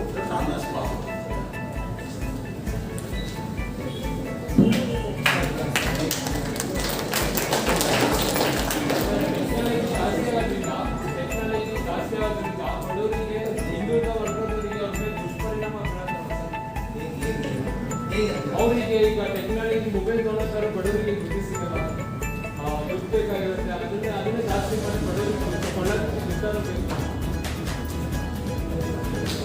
ಕೇಳಿ ಒಳ್ಳೆದಾಯ್ತು. ನಾನು ಮಾತನ್ನ ಹೇಳಬೇಕು ಅಂತ ಮನಸ್ಸಲ್ಲಿದ್ದು ಅವಕಾಶ ಸಿಗಲಿ ಅಂತ ಕಾಯ್ತಾ ಇದ್ದೆ. ಇವತ್ತಿನ ಯುವಕರಿಗೆ ಶೆಡ್ಯೂಲ್ ಕಾಸ್ಟು, ಶೆಡ್ಯೂಲ್ ಟ್ರೈಬು ಇತ್ಯಾದಿ ಇತ್ಯಾದಿ ರಾಜಕೀಯ ಭಾಷೆ ಎಲ್ಲ ಬಿಡ್ತೀವಿ. ಇವತ್ತಿನ ಯುವಕರಿಗೆ ಜೀವನದಲ್ಲಿ ಮೇಲ್ ಬರಬೇಕು, ಜೀವನದಲ್ಲಿ ನಾವು ಇಂಪ್ರೂವ್ ಮಾಡ್ಕೋಬೇಕು ಅಂತ ಯಾರೂ ಕೂಡ ಸರ್ಕಾರದ ರಿಸರ್ವೇಶನ್ ಮೇಲೆ ಡಿಪೆಂಡ್ ಆಗಬಾರದು. ಇದು ನನ್ನ ಸಿನ್ಸಿಯರ್ ಅಡ್ವೈಸ್. ಯಾಕಂದ್ರೆ ಸರ್ಕಾರಗಳೇ ಕಡಿಮೆ ಆಗ್ತಾ ಇದೆ, ಇವಾಗ ಸರ್ಕಾರ ಸೈಜೇನೆ ಕಡಿಮೆ ಆಗ್ತಾ ಇದೆ. ಹಾಗಾಗಿ 10% ರಿಸರ್ವೇಶನ್ ಕೊಡ್ಲಿ, 15% ರಿಸರ್ವೇಶನ್ ಕೊಡ್ಲಿ, ಅಬ್ಸಲ್ಯೂಟ್ ನಂಬರ್ಲಿ ಒಂದು 13,000 ರಿಸರ್ವೇಶನ್ ಸಿಗ್ಬೋದು. ಆ ರಿಸರ್ವೇಶನ್ಗೆ 20 ಜಾತಿಗಳು ಹೋರಾಟ ಮಾಡ್ತಾರೆ ಅಲ್ವಾ? ಈಗ ಪಂಚಮಸಾಲಿಗಳು ಏನು ದೊಡ್ಡ ಹೋರಾಟ ನಡೀತಾ ಇರೋದು, ನಮಗೆ 2A ನಲ್ಲಿ ರಿಸರ್ವೇಶನ್ ಕೊಡಬೇಕು ಅಂತ. ಇನ್ನು ಕೆಲವರು ನಿಜವಾಗ್ಲೂ ಹಿಂದುಳಿದ ವರ್ಗದಲ್ಲಿರೋರು, ಅವ್ರ ಮೇಲ್ವರ್ಗದಲ್ಲಿರೋರು ಅವರಿಗೆ 2A ನಲ್ಲಿ ರಿಸರ್ವೇಶನ್ ಕೊಡಬೇಕು ಅಂದ್ರೆ ನಾವು ನಿಜವಾಗ್ಲೂ ಹಿಂದುಳಿದ ವರ್ಗದವರಿಗೆ ಏನೂ ಸಿಗೋದಿಲ್ಲ ಅಂತ ಹೇಳ್ತಾರೆ. ಅಂದ್ರೆ ಇಷ್ಟಾಗಲ್ಲ ದೋಷ ಇದೆ, ಸರ್ಕಾರದ ದೋಷ ಇಷ್ಟಾಗಲ್ಲ ಇದೆ. ಇದಕ್ಕೊಂದು 20 ಜನ ಹೊರಕೊಂಡು ತಿಂದು ಅಂದ್ರೆ ಒಬ್ಬೊಬ್ಬರಿಗೆ ಎಷ್ಟು ಸಿಗ್ಬೋದು. ಇದು ಸರ್ಕಾರ ರಾಜಕಾರಣಿಗಳು ಪ್ರಾಮಿಸ್ 5% ರಿಸರ್ವೇಶನ್, 7% ಅಪಾಯಿಂಟ್ಮೆಂಟ್ ಮಾಡಲ್ಲ, ರಿಸರ್ವೇಶನ್ ಕೊಟ್ಟೆ ಪ್ರಯೋಜನ. ಹಾಗಾಗಿ ನಿಜವಾಗ್ಲೂ ನಮ್ಮ ಯುವಕ ಯುವತಿಯರು ನಿಮ್ಮ ಜೀವನದಲ್ಲಿ ಬೇರೆ ಬರಬೇಕು ಅಂತ ಆಸೆ ಇತ್ತು ಅಂತಂದ್ರೆ ಸರ್ಕಾರದ ರಿಸರ್ವೇಶನ್ ಆಸೆಯನ್ನ ಬಿಟ್ಟುಬಿಡಿ. ನಿಮ್ಮ ಸ್ವಂತ ಯೋಗ್ಯತೆಯಿಂದ ನೀವು ಜಾಬ್ ಅನ್ನು ಸಂಪಾದನೆ ಮಾಡಬಹುದು.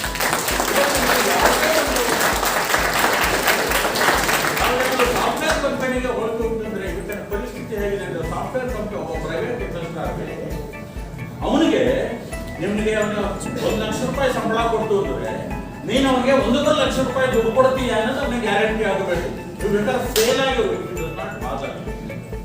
ನೀವು 60% ತಗೊಂಡಿದೆಯೋ 70% ತಗೊಂಡಿದೆಯೋ SC ನಾವು ST ನಾವು ಏನೂ ಬೇಕಾಗಿಲ್ಲ. ಒಬ್ಬ ಯೂಸ್ಲೆಸ್ ಬ್ರಾಹ್ಮಣನಿಗಿಂತ ಒಬ್ಬ talented SC is more preferable for private employer ಅಲ್ವಾ? ಅಲ್ಲ ಅವನ ಜಾತಿ ಗೀತಿ 2A 3A ಏನೂ ಬೇಕಾಗಿಲ್ಲ ಅವನಿಗೆ. ಈ ಎಷ್ಟು ಟ್ಯಾಲೆಂಟೆಡ್, ನೀನು ಎಷ್ಟು ಬುದ್ಧಿವಂತ, ಎಷ್ಟು ಅಪ್ ಟು ಡೇಟ್ ಆಗಿದೆಯಾ ಅಂತ ಅನ್ನೋದು ಮುಖ್ಯವೇ ಹೊರತು ಯಾವುದೂ ಮುಖ್ಯ. ಆದ್ದರಿಂದ ಯಾರು ಇವತ್ತಿನ ತನಕ ಬರೀ ನಮಗೆ ಸರ್ಕಾರ ರಿಸರ್ವೇಶನ್ ಕೊಡುತ್ತೆ ಅದರಲ್ಲಿ ಏನೋ ಒಂದು ಕೆಲಸ ಸಿಗುತ್ತೆ ಅಂತ ಕೂತ್ಕೊಂಡಿತ್ತು ಅಂದ್ರೆ ನೀವು ಅಲ್ಲೇ ಕೂತಿರ್ಬೇಕಿತ್ತು. ಯಾಕಂದ್ರೆ ಸರ್ಕಾರಗಳೇ ಇವತ್ತು ಶ್ರಿಂಕ್ ಆಗ್ತಾ ಇದೆ, ಸರ್ಕಾರದ ಎಂಪ್ಲಾಯ್ಮೆಂಟ್ ಕೂಡ ಶ್ರಿಂಕ್ ಆಗ್ತಾ ಇದೆ. ಆ ಸಣ್ಣ ದೋಸೆನಲ್ಲಿ ಹರ್ಕೊಂಡು ತಿನ್ನೋರು ಉಪರೀತ ಆಗ್ತಾ ಇದ್ದಾರೆ. ಅದರಿಂದ ಏನ್ ಕೆಲಸ ಸಿಗ್ಬೋದು? ಅದರಿಂದ ಶಿಕ್ಷಣ, ನೀವು ಏನು ಶಿಕ್ಷಣ ಸೌಲಭ್ಯ ಖಂಡಿತ ತಗೊಳ್ಳಿ, ಬೇಡ ಅಂತ. ಆದ್ರೆ 40% ತಗೊಂಡ್ರು ಫಸ್ಟ್ ಕ್ಲಾಸ್ ಕೊಡಬೇಕು ಅಂತ ನೀವು ಡಿಮಾಂಡ್ ಮಾಡಿದ್ರೆ ನಾಳೆ ಒಂದು ಪ್ರೈವೇಟ್ ಇಂಡಸ್ಟ್ರಿಗೆ ಹೋದಾಗ ಯಾವನೂ ನಿಮಗೆ ಕೆಲಸ ಮಾಡಲ್ಲ. ನೀವು 60% ತಗೊಂಡಿರ್ಬೋದು, ಆದ್ರೆ ನಿಮಗೆ ಕೆಲಸ ಗೊತ್ತಾ ಅಲ್ವಾ? ಆ ದೃಷ್ಟಿಯಿಂದ ನನ್ನ sincere appeal to all my friends, SC ST OBC ಯಾರಾದರೂ ಇರಲಿ, ಸರ್ಕಾರದ ಭರವಸೆಗಳ ಮೇಲೆ, ಸರ್ಕಾರದ ರಿಸರ್ವೇಶನ್ ಮೇಲೆ ಖಂಡಿತ ಅವಲಂಬಿಸ್ಕೋಬೇಡಿ. ನಿಮ್ಮ ಶಿಕ್ಷಣವನ್ನು ಉತ್ತಮಪಡಿಸ್ಕೊಳ್ಳಿ, ನಿಮ್ಮ ಕಲಿಯುವ ಸಾಮರ್ಥ್ಯವನ್ನು ನೀವು ಇಂಪ್ರೂವ್ ಮಾಡ್ಕೊಳ್ಳಿ, ಒಳ್ಳೆಯ ಶಿಕ್ಷಣವನ್ನು ಪಡ್ಕೊಳ್ಳಿ, ನಿಮ್ಮ ಯೋಗ್ಯತೆಯಿಂದ ನೀವು ಕೆಲಸ ಸಂಪಾದಿಸಿ ಸರ್ಕಾರದ ಕೃಪೆಯಲ್ಲಿ ದಯವಿಟ್ಟು ಬದುಕಬೇಡಿ. ಅದರಿಂದ ಟೆಕ್ನಾಲಜಿ ಅಪ್ಗ್ರೇಡೇಷನ್ ಆಯಿತು ಅಂತಂದ್ರೆ SC STಗೆ ಒಳ್ಳೇದಾಗೋದಿಲ್ಲ ಅಂತ ಅನ್ನೋದು ನಿಮ್ಮನ್ನ ದಾರಿ ತಪ್ಪಿಸ್ತಕ್ಕಂಥ ರಾಜಕಾರಣಿಗಳ ಮಾತು. ಯಾಕೆ ಅಂತಂದ್ರೆ ಟೆಕ್ನಾಲಜಿ ಅಪ್ಗ್ರೇಡೇಷನ್ ಆದಾಗ ಎಲ್ಲರಿಗೂ ಕೂಡ ಅವಕಾಶ ಸಿಗುತ್ತೆ. ಅಲ್ಲಿ SC ST OBC ಅಂತ ಏನು, ಉದಾಹರಣೆಗೆ 5G ಬಂತು ಅಂತಂದ್ರೆ ಅಥವಾ ಇಲ್ಲಂದ್ರೆ ಕಾಮರ್ಸ್ ಇವತ್ತು ನಮ್ಮ ದೇಶದಲ್ಲಿ ದೊಡ್ಡ ಪ್ರಮಾಣದಲ್ಲಿ ಬರ್ತಿರೋದ್ರಿಂದ ಅದರ ಕಾಮರ್ಸ್ ಕಂಪನಿಯಲ್ಲಿ ಕೆಲಸ ಮಾಡಕ್ ಹೋದಾಗ ನೀನು SC ನೋ ST ನೋ ಅದು ಸರ್ಕಾರದಲ್ಲಿ ಅಷ್ಟೇ ಹೊರತು ಪ್ರೈವೇಟ್ ಸೆಕ್ಟರ್ ನಲ್ಲಿ ಯಾವನೂ ಪ್ರಶ್ನೆ ಕೇಳೋದು ಅವನಿಗೆ ಬೇಕಾಗಿಲ್ಲ. ಅವನಿಗೆ ಬೇಕಾಗೋದು ನೀವು ಬುದ್ಧಿವಂತನ, ಒಳ್ಳೆ ಸಿನ್ಸಿಯರ್ ವರ್ಕರ್, ಮತ್ತೆ ಒಳ್ಳೆ ಟ್ಯಾಲೆಂಟ್ ಇದೆಯಾ ನಿಮಗೆ, ಇಷ್ಟೇ, ಇನ್ನೇನೂ ಇಲ್ಲ. ಅದರಿಂದ ಟೆಕ್ನಾಲಜಿ ಅಪ್ಗ್ರೇಡೇಷನ್ ಆಯ್ತು ಅಂದ್ರೆ ಎಲ್ಲರಿಗೂ ಅನುಕೂಲ. ಹೇಳ್ತಾರಲ್ಲ, ಸಮುದ್ರದಲ್ಲಿ ಉಬ್ಬರ ಬಂದ್ರೆ ಸಣ್ಣ ಹಡಗು ದೊಡ್ಡ ಹಡಗು ದೋಣಿ ಎಲ್ಲವನ್ನೂ ಮೇಲಿಗೆ ಎತ್ತುತ್ತಾ ಇದೆ ಅಲ್ವಾ? ಇದು ಹಾಗೆ ಟೆಕ್ನಾಲಜಿ ಅಪ್ಗ್ರೇಡೇಷನ್ ಅಂತಂದ್ರೆ ಎಲ್ಲರಿಗೂ ಮೇಲ್ ಬರ್ತಕ್ಕಂಥ ಅವಕಾಶಗಳು ಇರುತ್ತೆ. ಅಲ್ಲಿ SC ST OBC 2A 3A ಈ ಸರ್ಕಾರದ ಹೊಡೆದ ಆಡೋದು ಯಾವುದು ಅಲ್ಲಿ ಬರೋದಿಲ್ಲ. ನೀವು ಟ್ಯಾಲೆಂಟೆಡ್, ನೀನು ಒಳ್ಳೆ ಪ್ರೊಡಕ್ಟಿವಿಟಿ ಇದೆಯಾ ನಿನಗೆ, ಅದು ಮುಖ್ಯ ಆಗುತ್ತೆ ಹೊರತು ನಿಮ್ಗೆ ಯಾವ ರಿಸರ್ವೇಶನ್ SC ST ಯಾವುದು ಕೂಡ ಪ್ರೈವೇಟ್ ಸೆಕ್ಟರ್ ನಲ್ಲಿ ಕೆಲಸ ಮಾಡೋದಿಲ್ಲ. ಆದ್ರಿಂದ ಟೆಕ್ನಾಲಜಿ ಅಪ್ಗ್ರೇಡೇಷನ್ ಆದರೆ SC STಗಳಿಗೆ ತೊಂದರೆ ಆಗ್ಬಿಡುತ್ತೆ. ಆದ್ರಿಂದ ನಾವು ಇಲ್ಲೇ ಕೂತಿರೋಣ, ನಾವು ಮೇಲಕ್ಕೆ ಹೋಗೋದೇ ಬೇಡ ಅಂತಂದ್ರೆ ನಮ್ಮನ್ನೇ ನಾವೇ ಹಾಳು ಮಾಡ್ಕೊಳ್ತಾರೆ. ದಯವಿಟ್ಟು ಅಂತ ಮಾತುಗಳಿಗೆ ಕಿವಿ ಕೊಡಬೇಡಿ. ನಿಮ್ಮ ಎಜುಕೇಶನ್ ಮಾಡಿ, ಚೆನ್ನಾಗಿ ವಿದ್ಯಾಭ್ಯಾಸ ಮಾಡಿ, ಒಳ್ಳೆ ಸ್ಕೋರಿಂಗ್ ಮಾಡಿ, ಒಳ್ಳೆ ಟ್ಯಾಲೆಂಟ್ ಅನ್ನು ಯಾವುದಾದ್ರೂ ಕೆಲಸದಲ್ಲಿ ಒಂದು ಇವತ್ತೊಂದು ಗಾರೆ ಕೆಲಸ ಮಾಡೋರ್ಗೂ ಕೂಡ ಅವ್ರ ಮನೆ ಬಾಗಿಲು ಹೋಗಿ ಅಣ್ಣ ಬರ್ತೀನಿ, ಅಣ್ಣ ಸೋಮವಾರ ಬರ್ತೀನಿ, ಬಿದ್ದಾಗೆ ಬರ್ತೀನಿ, ಹೋಗಿ ಸ್ವಾಮಿ ಇನ್ನೊಂದು 2 ಜನ ಆಗಲ್ಲ ಅಂತ. ನೀವು ಏನೂ ಸ್ಕಿಲ್ ಇಲ್ಲದೆ ಹೋದ್ರೆ ನಿಮ್ಗೆ ಯಾರೇ ಕೆಲಸ ಕೊಡ್ತಾರೆ ಅಲ್ವಾ? ಇವತ್ತು ಎಕಾನಮಿ ಬೇಕಾಗಿರ್ತಕ್ಕಂಥದ್ದು ಸ್ಕಿಲ್, ಯಾವುದೇ ಸ್ಕಿಲ್. ನೀವು ಅಕೌಂಟ್ ಬರೀರಿ, ಕಂಪ್ಯೂಟರ್ ಆಪರೇಟ್ ಮಾಡಿ, ಅಥವಾ ಮೊಬೈಲ್ ಏನಾದ್ರು ಮಾಡಿ, ಒಂದು ಸ್ಕಿಲ್ ಇರುತ್ತೆ. Skill formation is very important. ಆ ಸ್ಕಿಲ್ ಫಾರ್ಮೇಷನ್ಗೆ ಬೇಕಾಗ್ತಕ್ಕಂಥ ಎಜುಕೇಶನ್ ಪಡ್ಕೊಳ್ಳಿ, ಟ್ಯಾಲೆಂಟ್ ಅನ್ನು ಪಡ್ಕೊಳ್ಳಿ, ನೀವು ಒಳ್ಳೆ ವರ್ಕರ್ ಅನ್ನೋದನ್ನ ಪ್ರೂವ್ ಮಾಡಿ, ಆ ಮೂಲಕವಾಗಿ ಯಾವ ಇದು ಕೂಡ SC ST ಯಾವುದು ನಿಮ್ಮ ಸಹಾಯಕ್ಕೆ ಬರೋದಿಲ್ಲ. ನಿಮ್ಮ ಸಹಾಯಕ್ಕೆ ಬರೋದು ನಿಮ್ಮ ಸ್ಕಿಲ್ಲು, ನಿಮ್ಮ ಸಾಮರ್ಥ್ಯ ಅಷ್ಟೇ. ಅದಕ್ಕೆ ಈ ಸರ್ಕಾರ ಈ ಬಜೆಟ್ನಲ್ಲಿ ಎಲ್ಲ ವ್ಯವಸ್ಥೆಗಳನ್ನು ಮಾಡಿಕೊಟ್ಟಿದೆ. ಅದನ್ನು ಸೂಕ್ತವಾಗಿ ಬಳಕೆ ಮಾಡಿಕೊಳ್ಳಿ. Be good students, right students, and ಯಾವುದಾದ್ರೂ ಸ್ಕಿಲ್ ನಾವು ಬೆಳೆಸ್ತೀವಿ.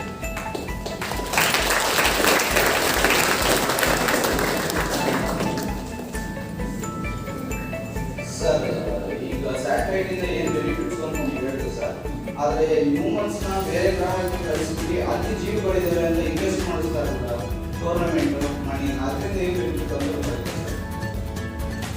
ನಿಮ್ ಪ್ರಶ್ನೆ ಈ ಬಜೆಟ್ ಏನು ಸಂಬಂಧಪಟ್ಟಿದ್ದಲ್ಲ. ಮನುಷ್ಯರನ್ನ ಚಂದ್ರಗ್ರಹಕ್ಕೆ ಕಳಿಸೋದು ಪ್ರಾರಂಭಿಕ ಸ್ಥಿತಿನಲ್ಲಿದೆ. ಯಾಕಂದ್ರೆ ನಾಳೆ ಈಗ ನಾವು ಬಂಗಾರದ ಭೂಮಿಯನ್ನ ಈಗ ನಾವು ಸ್ಮಶಾನ ಮಾಡಿಟ್ಕೋತಾ ಇದ್ದೀವಿ. ತಪ್ಪಿಸ್ಕೊಂಡು ಹೋಗಕ್ಕೆಲ್ಲ ಒಂದು ಜಾಗ ಬೇಕಲ್ಲ, ಅದಕ್ಕೆ ಚಂದ್ರಗ್ರಹಕ್ಕೆ ಎಲ್ಲರೂ ಹೋಗಕ್ಕೆ ಸಾಧ್ಯವ ಅಂತ ಹೇಳಿ ವಿಜ್ಞಾನಿಗಳು ಪ್ರಯತ್ನ ಮಾಡ್ತಾರೆ.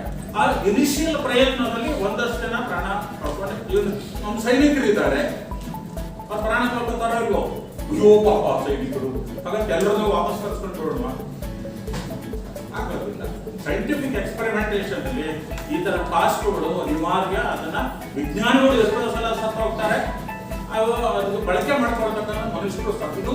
Necessary cost of scientific development, ಅದಕ್ಕೆ ಏನು ಸಂಬಂಧ ಇದೆ?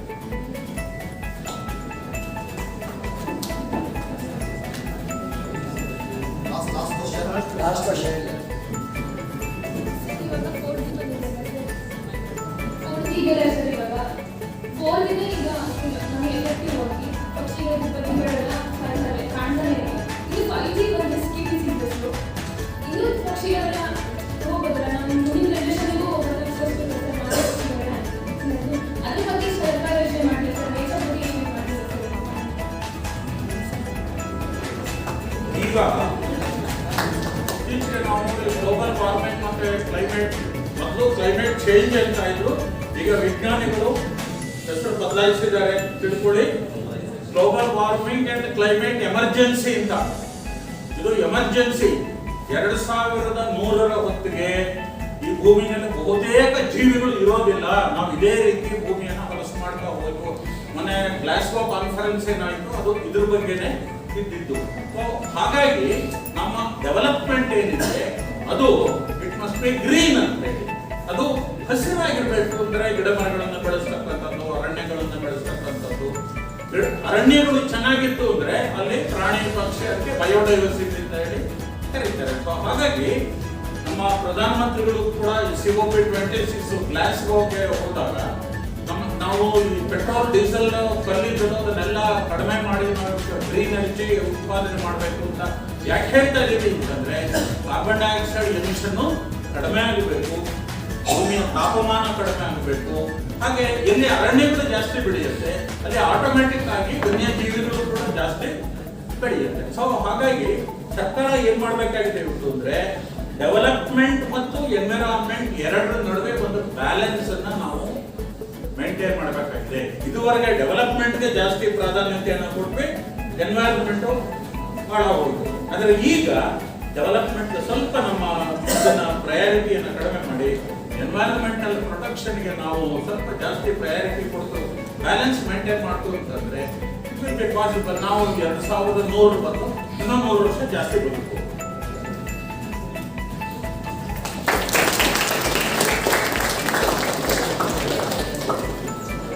Thank you everyone who have asked the queries and clarifications. I would like to call upon Satish Kumar Shetty sir, Joint Secretary, DVS College of Arts, Science and Commerce, Shivamogga, to speak about the session.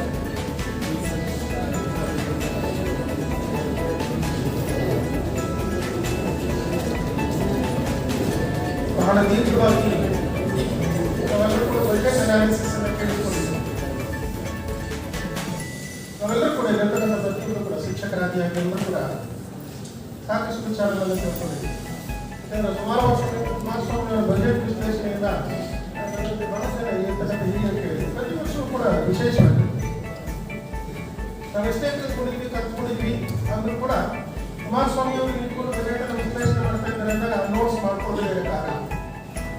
ಎಲ್ಲೋ ಒಂದು ಕಡೆ ಬೇರೆ ನಮ್ಮ ಮಕ್ಕಳಿಗೆ ಹೇಳ್ಬೇಕಾದ್ರೆ ಅಥವಾ ಬೇರೆ ಯಾವುದೋ ಒಂದು ಏನಾದ್ರು ಒಂದು ವಿಚಾರವನ್ನು ತಿಳಿಸಬೇಕಾದ್ರೆ ಒಂದಿಷ್ಟು ಮಾಹಿತಿಗಳನ್ನು ನಾವೆಲ್ಲರೂ ಕೂಡ ಪಡ್ಕೊಂಡಿದ್ದೀವಿ. ಅದ್ಭುತವಾದಂಥ ವಿಶ್ಲೇಷಣೆ. ಇದನ್ನು ಬಜೆಟ್ ಅನ್ನು ಅರ್ಥ ಮಾಡ್ಕೊಳ್ತಕ್ಕಂಥ ಅಷ್ಟು ಸುಲಭ ಅಲ್ಲ. ಅವರು ಒಂದು ಎಕನಾಮಿಸ್ಟ್ ಆಗಿ ಅವರು ಅನಲೈಸ್ ಮಾಡ್ತಕ್ಕಂಥ ರೀತಿಗೂ ಒಬ್ಬ ಬಿಸಿನೆಸ್ ಮೈಂಡ್ ಆಗಿ ಅಥವಾ ಒಬ್ಬ ಎಂಪ್ಲಾಯಿ ಅನಲೈಸ್ ಮಾಡ್ತಕ್ಕಂಥ ರೀತಿ ಬಹಳ ವ್ಯತ್ಯಾಸ ಇದೆ. ಅವ್ರು ಕೇವಲ ಎಕನಾಮಿಸ್ಟ್ ಅಲ್ಲ, ಎನ್ವಿರಾನ್ಮೆಂಟಲಿಸ್ಟು ಸರಿ ಉತ್ತರವನ್ನು ಕೊಡಬೇಕಂದ್ರೆ ಅವರು ಆ ಮಗು ಕೇಳಿದಂತಹ ಪ್ರಶ್ನೆಗೆ ಅದ್ಭುತವಾದಂಥ ಉತ್ತರವನ್ನು ಕೊಡಬೇಕು. ಒಂದು ಕಡೆ ಎಕಾಲಜಿಕಲ್ ಬ್ಯಾಲೆನ್ಸ್, ಎನ್ವಿರಾನ್ಮೆಂಟಲ್ ಬ್ಯಾಲೆನ್ಸ್ ಅನ್ನು ಉಳಿಸ್ಕೊಂಡು ಇವತ್ತು ಡೆವಲಪ್ಮೆಂಟ್ ಮಾಡಬೇಕು. ಸಾಮಾಜಿಕವಾಗಿ ಅನೇಕ ಹೋರಾಟಗಳನ್ನು ನಾವು ಅವರು ಸೇರಿ ಮಾಡ್ತಾ ಇರ್ತೀವಿ. ನಮ್ಮೂರಿನಲ್ಲಿ ನಮ್ಮ ರಾಗಿಗುಡ್ಡನ ಕಳ್ಕೊಳ್ತಾ ಇದ್ದೇವೆ. ಅಲ್ಲಿ ಎನ್ವಿರಾನ್ಮೆಂಟ್ ಅನ್ನು ಉಳಿಸಬೇಕು, ಗಿಡ ಮರಗಳನ್ನು ಬೆಳೆಸಬೇಕು ಅಂತಕ್ಕಂಥ ನಮ್ಮ ಹೋರಾಟ ಹಲವಾರು ವರ್ಷಗಳಿಂದ ಇದೆ. ಪ್ರಯತ್ನಗಳು ಕೂಡ ನಿರಂತರವಾಗಿದೆ. ಹಾಗಂತ ಹೇಳಿ ಇನ್ನೊಂದು ಕಡೆ ಅಭಿವೃದ್ಧಿಯನ್ನು ನಾವು ಯೋಗ ಮಾಡ್ತಾ ಇಲ್ಲ. ಎಲ್ಲೊಂದು ಕಡೆ ಅಭಿವೃದ್ಧಿ ಮತ್ತೆ ಎನ್ವಿರಾನ್ಮೆಂಟ್ ಇವೆರಡೂ ಕೂಡ ಸಮಾನಾಂತರವಾಗಿ ಹೋಗಬೇಕು ಅಂತಕ್ಕಂಥ ಅವ್ರು ಕೊಟ್ಟಂತಹ ಉತ್ತರ ಎಷ್ಟೊಂದು ಸಮಂಜಸವಾಗಿತ್ತು. ಎಲ್ಲ ಒಂದು ಕಡೆ ಒಂದನೇ ಕಳ್ಕೊಳ್ತೀವಿ ಅಂತೇಳಿ ಇನ್ನೊಂದನ್ನು ಗಳಿಸ್ಕೊಳ್ತಕ್ಕಂಥದ್ದಲ್ಲ, ಅದರಿಂದ ಹೊರಗಡೆ ಬರೋದಕ್ಕೆ ಸಾಧ್ಯ ಇಲ್ಲ. ಗಳಿಸ್ಕೊಳ್ತಕ್ಕಂಥದಕ್ಕೆ ಯಾವಾಗ ಒತ್ತು ಜಾಸ್ತಿ, ಆ ಒಂದು ಪ್ರೋಸೆಸ್ ಅಲ್ಲಿ ಕೆಲವೊಂದು ಕಳ್ಕೊಳ್ಬೇಕಾಗುತ್ತೆ. ಪ್ರತಿಯೊಂದು ವಿಚಾರದಲ್ಲೂ ಅಷ್ಟೇ ನಾವು ಕೇಳಿದಂತಹ ಪ್ರಶ್ನೆಗಳೆಲ್ಲವಕ್ಕೂ ಕೂಡ ಅತ್ಯಂತ ಸಮಂಜಸವಾದಂತಹ ಉತ್ತರವನ್ನು ಕೊಟ್ಟರು. ಕಾಲೇಜಿನಲ್ಲಿ ಕುಮಾರಸ್ವಾಮಿ ಅವರು ಎಕನಾಮಿಕ್ಸ್ ಪಾಠ ಮಾಡ್ತಾರೆ ಅಂದ್ರೆ ಇಡೀ ಕ್ಲಾಸಸ್ ನಾನು ಕೂಡ ಅವ್ರ ಜೊತೆಗೆ ಇಡೀ ಕ್ಲಾಸಸ್ ಎಲ್ಲ ಫುಲ್ ಆಗ್ತಾರೆ. ನಮಗೆಲ್ಲ ಒಂದು ಕಡೆ ಖುಷಿ, ಒಂದು ಬಜೆಟ್ ಆಯಿತು ಅಂದ್ರೆ ಅದು ವಿಶ್ಲೇಷಣೆ ಸಿಗ್ತಾ ಇತ್ತು. ಹಾಗೆ ಎಲ್ಲ ಒಂದು ಕಡೆ ರಾಷ್ಟ್ರದ ಆರ್ಥಿಕ ವ್ಯವಸ್ಥೆಯ ಬಗ್ಗೆ ತಿಳ್ಕೊಳ್ಬೇಕಾದ್ರೆ ಅವ್ರ ಜೊತೆ ಒಂದಿಷ್ಟು ಹರಡಿದೆ. ಹರಡಿದಾಗ ಅವರಿಗೆ ಬರ್ತಕ್ಕಂಥ ಉತ್ತರಗಳು ಸಾಕಷ್ಟು ನಮಗೆ ನನ್ನ ಸೋರ್ಸ್ ಆಗಿದೆ, ಸಂಪೂರ್ಣ ಹೋಗಿದೆ.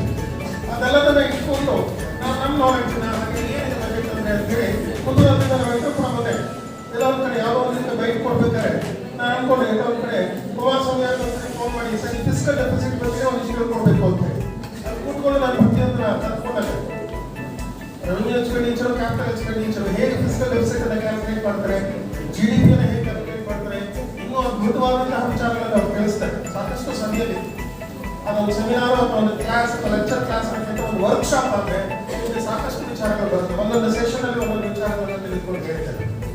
ಬಹಳ ಅದ್ಭುತವಾಗಿ ಹಲವಾರು ವಿಚಾರಗಳನ್ನು ತಿಳಿಸ್ಕೊಟ್ರಿ. ನಮ್ಮೆಲ್ಲ ನಾಲೆಡ್ಜ್ ಮತ್ತೊಂದಿಷ್ಟು ಅಪ್ಡೇಟ್ ಮಾಡಿದ್ರಿ. ಹಾಗೆ ನಾವು ಯಾವ ಡೈರೆಕ್ಷನ್ ಅಲ್ಲಿ ಹೋಗ್ಬೇಕು ಅಂತ ಟೆಕ್ನಾಲಜಿ ಯಾವ ಕಡೆ ಹೋಗ್ತಾ ಇದೆ, ಆ ಟೆಕ್ನಾಲಜಿಯಲ್ಲಿ ಹೇಗೆ ನಾವು ಅಪ್ಡೇಷನ್ ಮಾಡ್ಕೋಬೇಕು, ನಮ್ಮ ಮಕ್ಕಳು ಹೇಗೆ ಅಪ್ಡೇಷನ್ ಮಾಡ್ಕೋಬೇಕು ಅಂತಕ್ಕಂಥ ವಿಚಾರವನ್ನು ಬಹಳ ವಿಷಯವಾಗಿ ತಿಳಿಸಿದ್ರಿ. DGS ಆಡಳಿತ ಮಂಡಳಿ ವತಿಯಿಂದ ಹಾಗೆ DGS college of arts, science and commerce ವತಿಯಿಂದ ಇಲ್ಲಿರ್ತಕ್ಕಂಥ ಎಲ್ಲ ವಿದ್ಯಾರ್ಥಿಗಳ ವತಿಯಿಂದ ತಮಗೆ ಅತ್ಯಂತ ಆತ್ಮೀಯವಾದಂತಹ ವಂದನೆಗಳು ಮತ್ತು ಅಭಿನಂದನೆಗಳು.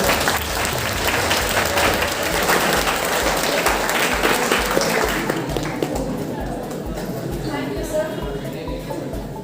I request Rajshekar sir to speak some more.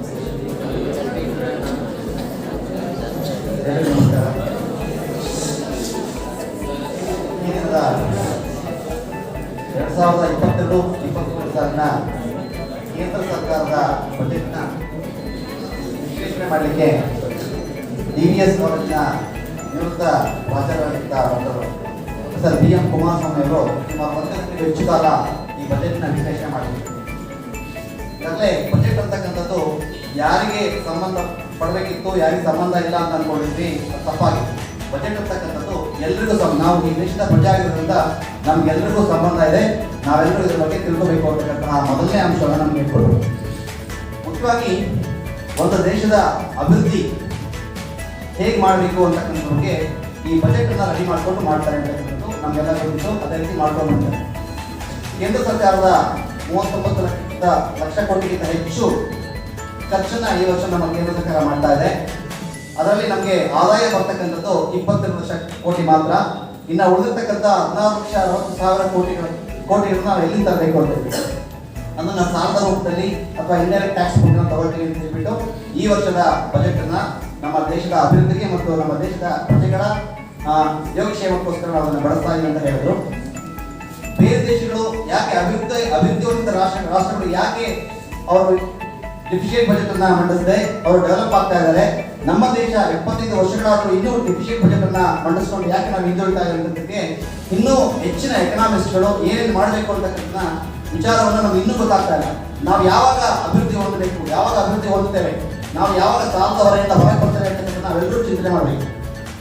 ಈಗಾಗಲೇ ನಮಗೆ ಈಗ ನಮ್ಮ ಕೊರತೆ ಏನಿದೆ 17 ಲಕ್ಷ ಕೋಟಿ ಏನು ಕೊರತೆ ಇದೆ ಅದು ಸಾಲದ ಮೂಲಕ ನಾವು ಮಾಡ್ತಾ ಇದ್ದೀವಿ ಅಂತ ಹೇಳಿದ್ರಲ್ಲ, ಈಗಾಗಲೇ ನಾವು ಅತಿ ಹೆಚ್ಚು ಟ್ಯಾಕ್ಸ್ ಅನ್ನ ಕಟ್ತಾ ಇರ್ತಕ್ಕಂಥ ದೇಶಗಳು ನಾವು ಒಂದಾಗ್ತಾ ಇದೆ. ಅದನ್ನ ಫೆಸಿಲಿಟೀಸ್ನ ಕಡಿಮೆ ತಗೊಳ್ತಾ ಇದೆ. ನಮ್ಗೆ ಇದು ಇನ್ನೂ ಗೊಂದಲದಲ್ಲಿ ಬೇರೆ ದೇಶದಲ್ಲಿ ಯಾವ ರೀತಿ ಟ್ಯಾಕ್ಸ್ ಸಿಸ್ಟಮ್ ಇದೆ, ನಮ್ಮ ದೇಶದಲ್ಲಿ ಯಾಕೆ ಈ ಟ್ಯಾಕ್ಸ್ ಸಿಸ್ಟಮ್ ಹೇಗಿದೆ, ಅಲ್ಲಿ ಯಾಕೆ ಅವರು ಬೇಗ ಡೆವಲಪ್ ಆಗ್ತಾ ಇದ್ದಾರೆ, ನಮ್ಮ ದೇಶ ಯಾಕೆ ಇನ್ನೂ ಡೆವಲಪ್ ಆಗ್ತಾ ಇಲ್ಲ ಅಂತಕ್ಕಂಥ ಗೊಂದಲ ನಮಗಿದೆ. ಬೇರೆ ದೇಶದ ಟ್ಯಾಕ್ಸ್ ಸಿಸ್ಟಮ್ ಹೇಗಿತ್ತು, ನಮ್ಮಲ್ಲಿ ಅದನ್ನ ಟ್ಯಾಕ್ಸ್ GST ನಮ್ಮಲ್ಲೂ ಅಪ್ಲೈ ಮಾಡೋದು. ಈಗ GST ಮೂಲಕ ನಮ್ಗೆ ಇನ್ಕಮ್ ಬರ್ತಾ ಇದೆ. ಇಷ್ಟು ಇನ್ಕಮ್ ಬಂದರೂ ಸಹ ನಮಗೆ ಮತ್ತು ಕೊರತೆ ಆಗ್ತಾ ಇದೆ. ನಾವು ಎಕ್ಸ್ಪೆಕ್ಟ್ ಮಾಡುವಂತಹ ಡೆವಲಪ್ಮೆಂಟ್ ಆಗ್ತಾ ಇಲ್ಲ. ಈ ಕೊರತೆಯನ್ನು ನಾವೆಲ್ಲರೂ ಹೇಗೆ ನಾವು ಭರಿಸಬೇಕು ಅಂತದನ್ನ ಪ್ರತಿಯೊಬ್ಬ ಪ್ರಜೆಯ ಪಾತ್ರ ಇರ್ತಿದ್ದಾರೆ. ಇದರಲ್ಲಿ ನಮ್ಮ ದೇಶಕ್ಕೆ ಆಡ್ತಕ್ಕಂಥವ್ರು ಮಾತ್ರ ಔಟ್ಸೋರ್ಸ್ ಅವ್ರು ಮಾಡ್ತಾರೆ ಅಂತಕ್ಕಂಥ ಆಗಲಿಲ್ಲ. ನಾವು ಒಂದ್ ಕಡೆ ಅಭಿವೃದ್ಧಿನೂ ಕೇಳ್ತೀವಿ, ಇನ್ನೊಂದ್ ಕಡೆ ನಮ್ಮ ಯೋಗಕ್ಷೇಮವನ್ನು ಕೇಳ್ತೇವೆ, ಹೌದಲ್ವಾ? ಯಾಕೆಂದ್ರೆ ನಮಗೆ ಎಲ್ಲ ರೀತಿಯಲ್ಲೂ ನಮ್ಮ ದೇಶವನ್ನು ಅಭಿವೃದ್ಧಿ ಮಾಡಲಿಕ್ಕೆ ಏನೇನು ಮಾಡಬೇಕು ಅಂತಕ್ಕಂಥ ನಾವೆಲ್ಲರೂ ಯೋಚನೆ ಮಾಡಬೇಕು. ಆಗ ಮಾತ್ರ ನಾವು ಇನ್ನು ಏನು ಹೇಳಿದ್ರು 2009 ನಾವು ನಮ್ಮ GDP ಪ್ರಮಾಣವನ್ನ ನಾವು ಗಣನೆ ಮಾಡ್ಕೋಬೇಕು ಅಂತ ಹೇಳಿದ್ರು. 2022 ಆಗಲಿಲ್ಲ. ಮುಂದಿನ ದಿನಗಳಲ್ಲಿ ನಾವು ತಂತ್ರಜ್ಞಾನವನ್ನು ಹೆಚ್ಚು ಬಳಸಿಕೊಂಡಲ್ಲಿ ಮಾತ್ರ ನಾವು ಹೆಚ್ಚು ಉದ್ಯೋಗ ಸೃಷ್ಟಿ ಮಾಡಿಕೊಂಡು ನಮ್ಮ ದೇಶವನ್ನು ಅಭಿವೃದ್ಧಿ ಪಡಿಸಲಿಕ್ಕೆ ಸಾಧ್ಯ ಆಗ್ತದೆ ಅಂತ ಮಾತುಗಳಲ್ಲಿ ನಮ್ಮ ವಿಶ್ಲೇಷಕರು ಹೇಳಿದ್ದಾರೆ. ಮುಂದಿನ ದಿನಗಳು ಸಹ ನಾವು ಅತಿ ಹೆಚ್ಚು ತಂತ್ರಜ್ಞಾನವನ್ನು ನಾವು ಬಳಸ್ಕೊಳ್ಳೋಣ. ಮುಖ್ಯವಾಗಿ ಟ್ಯಾಲೆಂಟ್ ಅಂಡ್ ಸ್ಕಿಲ್ ಅನ್ನು ಬಳಸ್ಕೊಂಡ್ರೆ ನಮ್ಮ ಎಬಿಲಿಟಿ ಮೇಲೆ ನಾವು ಉದ್ಯೋಗವನ್ನು ಸೃಷ್ಟಿ ಮಾಡಿಕೊಂಡು ಮಾಡೋಣ ಅಂತ ಹೇಳಿದ್ರೆ ಖಂಡಿತ ಮುಂದಿನ ದಿನಗಳಲ್ಲಿ ನಾವು ಒಳ್ಳೆ ರೀತಿಯ ಬಜೆಟ್ ಅನ್ನು ಮಾಡಿಕೊಂಡು ನಮ್ಮ ದೇಶದ ಅಭಿವೃದ್ಧಿಯಲ್ಲಿ ನಮ್ಮ ಪಾತ್ರವನ್ನು ಇರುತ್ತೆ ಅಂತ ಹೇಳ್ತಾ ಉತ್ತಮವಾದ ಬಜೆಟ್ ಅನ್ನು ವಿಶ್ಲೇಷಣೆ ಮಾಡಿದಂತ ಡಾಕ್ಟರ್ PM ಕುಮಾರಸ್ವಾಮಿ ಅವರಿಗೆ ವಂದಿಸುತ್ತಾ ನಾನು ಮಾತನಾಡುತ್ತೇನೆ. Thank you.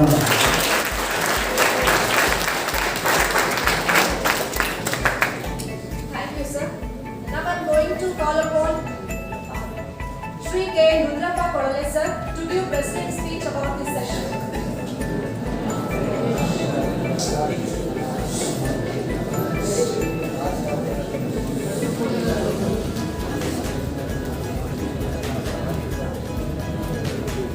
ಎಲ್ಲರಿಗೂ ನಮಸ್ಕಾರ. ವೇದಿಕೆ ಮೇಲೆ ಆಸೀನರಾಗಿದ್ದಂಥ ಇವತ್ತಿನ ಬಜೆಟ್ ಬಗ್ಗೆ ಉತ್ತಮವಾದ ಭಾಷಣವನ್ನು ಮಾಡತಕ್ಕಂಥ ನಮ್ಮ ಸಂಸ್ಥೆಯ ಮಾಜಿ ಪ್ರಾಂಶುಪಾಲರು, ಹಿರಿಯರು, 80 ವರ್ಷ ಇದೆ. 80 ವರ್ಷ ಒಂದು ಕಾಲಘಟ್ಟಗಳ ಕಾಲ ಮಾತನಾಡಿದ್ದಾರೆ. ಕುಮಾರಸ್ವಾಮಿಯವರೇ, ನಮ್ಮ ಸಂಸ್ಥೆಯ ಕಾರ್ಯದರ್ಶಿ ಆಗಿರ್ತಕ್ಕಂಥ ರಾಜಶೇಖರ್ ಅವರೇ, ಸಹ ಕಾರ್ಯದರ್ಶಿಗಳಾಗಿರ್ತಕ್ಕಂಥ ಸುನೀಲ್ ಕುಮಾರ್ ಶೆಟ್ಟಿ ಅವರೇ, ಈ ಕಾಲೇಜಿನ ಪ್ರಾಂಶುಪಾಲರಾಗಿರ್ತಕ್ಕಂಥ ವೆಂಕಟೇಶ್ ಅವರೇ, ರುದ್ರೇಶ್ ಅವರೇ, ಸುಧಾಕರ್ ಅವರೇ, ಪ್ರಾಧ್ಯಾಪಕರವರೇ, ನನ್ನ ನೆಚ್ಚಿನ ವಿದ್ಯಾರ್ಥಿಗಳೇ, ನಾನಾದರೂ ಈ ಬಜೆಟ್ ಬಗ್ಗೆ ಮಾತನಾಡಲು ತಯಾರಿಲ್ಲ. ಆದರೆ ಒಂದೆರಡು ವಿಚಾರಗಳನ್ನು ನನ್ನ ಅನಿಸಿಕೆ ಬಹುಶಃ ಏನು ಕುಮಾರಸ್ವಾಮಿಯವರು ಹೇಳೋದು 75 ವರ್ಷಗಳಿಗೂ ಕೋಟಾ ಬಜೆಟ್ ಇದೆ ಅಂತೇಳಿ ನನ್ನ ಅಭಿಪ್ರಾಯದಲ್ಲಿ ಈ ಕೋಟಾ ಬಜೆಟ್ ಕೋರಿಕೆ ನಿಲ್ಲಿಸಬೇಕು. ದುರುಪಯೋಗ ಆಗ್ತಕ್ಕಂಥ ನಿಲ್ಲಿಸಿದ್ರೆ ಬಹುಶಃ ಅದಕ್ಕೆ